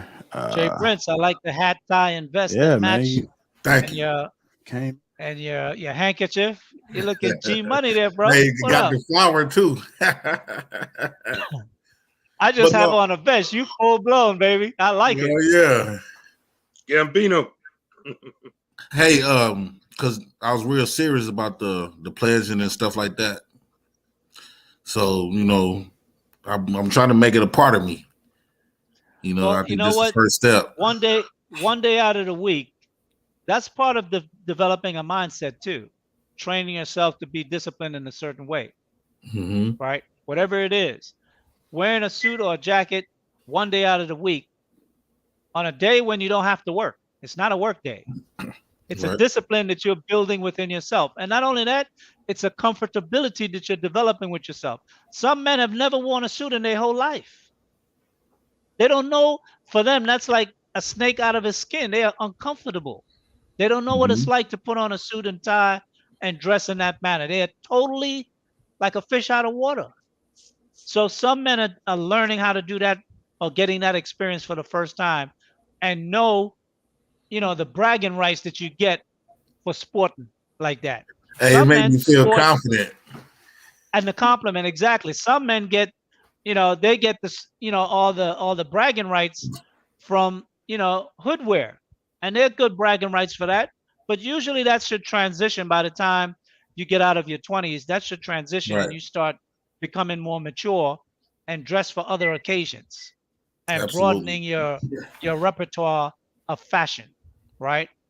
So Mm-hmm. you could go to different places and experience different things. So that's one of the things that you know BAG is going to be all about, helping men grow and broaden their experience. And I'm looking to phase one coming online probably in the first couple of weeks of April next month, and we'll start the first workshop training. We're putting everything in place now, and that should be coming out shortly. I And you just know have to what? get the. Go ahead. I'm sorry. You know what, Mr. Lee? When we talk about the clothing that we wear, it actually conditions your energy. Like when I put on if I'm wearing street clothes, I'm down for whatever type of stuff, hood stuff. If I got on a Absolutely. suit or something casual, it make you want to think. It make you think like you bought something productive. It make you feel productive. You're not gonna think about doing no hood stuff with a nice suit on. Absolutely. You know, it changes No. your energy. A lot of things, your behavior changes your energy, and the way you dress. That's why there's a saying, dress for success, because dressing for success is a mindset. You learn to dress a certain way, then you learn to act and behave in a certain way, and then you start doing the things that will take you down the path of success. And then eventually what happens is that other people who can open doors for you start to take notice of your behavior and what you're doing. And that's one thing about successful people. As you become more successful, you'll find successful people will reach out a hand to pull you up. It's not like it is in the hood where people are looking to pull you down. Around when you hang out among successful people, they're looking for people that they can bring up, that they can teach, that they can show. How many brothers have grew up in the hood that grew up around some Jewish white man, and that Jewish white man taught them all type of business skills, and then they were able to elevate themselves? No. People who are successful, if they see the drive in you to want to better yourself, it's a natural thing among successful people to reach down and pull you up. But people who are jealous and envious, it's a natural thing for them to pull you down when you're heading up. It's just, and we've been down for so long, the only behavior we seem to be able to express amongst each other is that crab in the barrel mentality where we always want to knock one another for trying to better ourselves. So Yeah, I think we you have to look get real better at nice, that. Jay Prince. I think you look real nice. You look real Thank Back in you, the nice. day, we LG would say he Frost. looks. Only He would, pushback I got on you, Jay Prince. Don't never say big, bro. Don't do that. No, Don't I never wasn't say that. referencing what you said. I was just referencing of people that got that mindset of, No, you you don't know, have to do that though, Jay. You don't. But Mr. Lee, I do want you to yeah, watch that on Breakfast Club, and I think it'll yeah. I'm give gonna you check some. it out. It'll I'm give you gonna some check it out. great. I don't really Hey watch the Prince, I want Breakfast you to Club check that it out much, too. but I'll I check want it you to out. check it out too. Just listen to the whole thing. Just listen, bro. That's all I'm saying. Just listen. That's Well, all I'm I'm from saying. New York, so I always look for projects that are developing in New York It'll as be well. good. It'll be good. So It'll be. I think yeah. it'll be good. Not. I always watch JR show. All of them. So it'll be a good thing to listen to. That's all I'm saying. oh yeah, Well, When I come here, I as learn we stuff. I learn stuff begin like to, when I talk with my grandkids and I uh brainstorm with them. I teach them certain things I don't learn from them. I learn certain things from them. I spend time with my grandkids. I'm active. I'm not non-active. well, that's Yeah, good. It's you you know know. why? Because the impressions that you leave as an older man in their life will last them a lifetime. Trust me. Young Okay. kids, they suck up that energy that they get from their granddad. What? Oh yeah. I Oh yeah. We remember get. my time with my granddad to this day. My granddad died at the age of 90, and I still remember things with him from I was like 4 or 5 years old. The time I spent with him. So yes, spend that time with your grandchildren and instill in them the character in which of man and lady that you want them to develop and grow into. Because we need to have that, and that's something that we have lost in our community, where the elders in our community gave us guidance. Now, a lot of the elders don't want to be elders. They want to be out here, tricking and doing the same thing they were doing when they were youngins. You And can't do some it, of us Lee. can't some of us can't grow past that. Whether it's You a get, dude that's 40 years old and still, hanging pants, wearing the pants drooping off his butt all the way down his knees, and sneakers and baseball hat turned backwards or whatever. At some point, when are we gonna get to the point where we say, you know what, we got to shift gears. We got to become more responsible. but I go out and eat with my grandkids once every month, and we sit down and talk. We break bread. I That's see what's good. going on. I see what's going on with their schooling, what's going on in their life. How do they feel? I motivate them when I'm in the car. I play what's that guy named that he's a speaker. I'm trying to think of his name. Damn. He's a motivational speaker. Who's that? Les Brown? No, not Les Brown. It's the other one. He's black or white? He's black. Okay. I can't remember any other successful black motivational Yeah, speaker at the moment. it's another one. And I play him. And I play him. And I play him because he mostly talk to school age kids. You know what I'm saying? And I Dr. give them Umar Johnson. huh? You ain't talking about Dr. Umar Johnson. No, are you? no. I don't No, play he's not a games. motivational speaker. No, I He's a don't play hustler. games with my grandkids, Jay. Dr. Umar is a hustler. Yeah, there you go. I don't play games with my grandkids. You know, the No, older they get, I'm definitely. gonna teach them. You know, the older they get, I'm gonna teach them how to recognize game. You know, only thing you got to do is not hear but listen and sit back and observe, and don't go by what nobody say. If they actions don't meet their words, then they just running game, bro. They just running Well, game. it's good. It's very It's simple. good. It's good to keep that door open for conversation with your grandkids, especially as they get into that teenage years, because that's when their social environment of their friends is going to have a big influence on them. But if you have Yeah, that open communication with them, when they have things that they want answers to that they're unsure of, they can come and talk to you, and you can give them the right information without being judgmental, and point them in the right direction so they have solid information. Because a lot of times, what as parents and grandparents, what we tend to do, we tend to become more strict in terms of how we teach and criticize, as opposed to just being open enough to hear what's being asked and what the kid is trying to learn from you, and then give them the information so they can execute and use it within their own life as they make their own decisions. And sometimes we try to control the decision they make, and you can't do that. You got to give them the info. I want to say this was a good show. I got to go feed my residents. All right, I gotta. Go right ahead. Yeah. Also, Well, they got- I just want to make this announcement real quick. Tonight at 8:00 p.m. Central Time, Amira is going live. I'm Okay. a proud second wife. That's her show tonight. I'm a Wow, I proud like that topic. second wife. So Yeah, she's I like that topic. that topic is happening tonight at 8 p.m. Central. I do got it posted on the site right now, so make sure you That's 7 guys go o'clock my ahead. time. Make sure you guys go ahead and click that.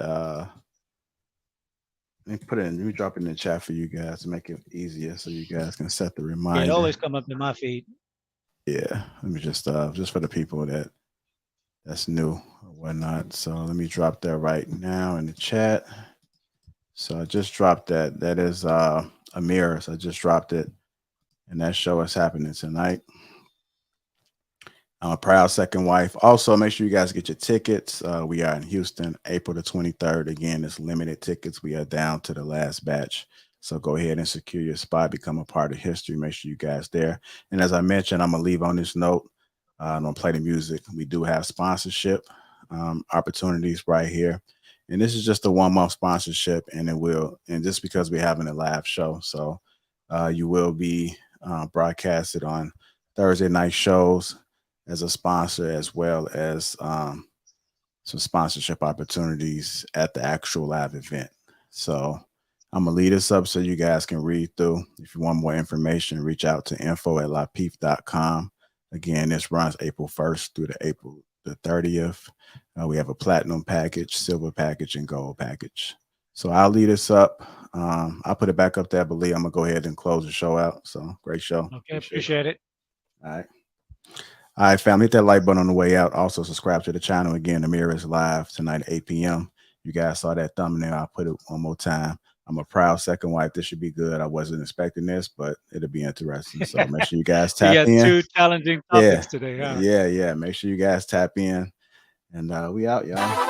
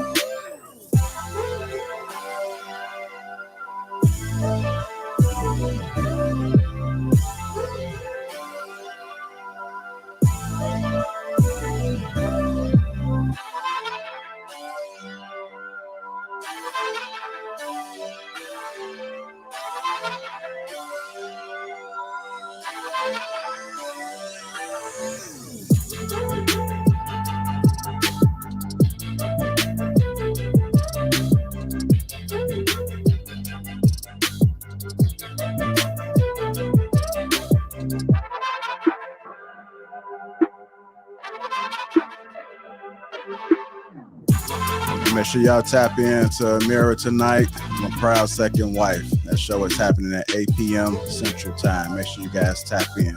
Appreciate all the constant support. Make sure you guys get them likes up. Again, grab your tickets for Houston, April 23rd. Limited amount left. Go ahead, become a part of history.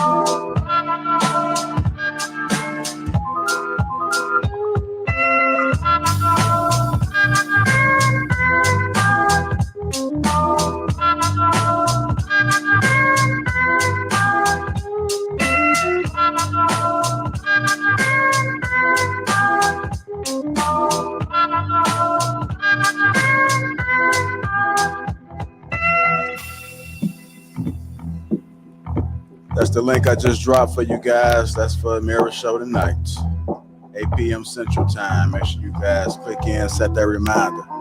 If you haven't already, hit that like button. Also subscribe to the channel. We appreciate all the support that you guys give us. Thank you. Thank you. You want to feel a tease? Click that link that's in the description, man. 30% off along with a free gift. Feel the tease, you guys. Come on, let's go.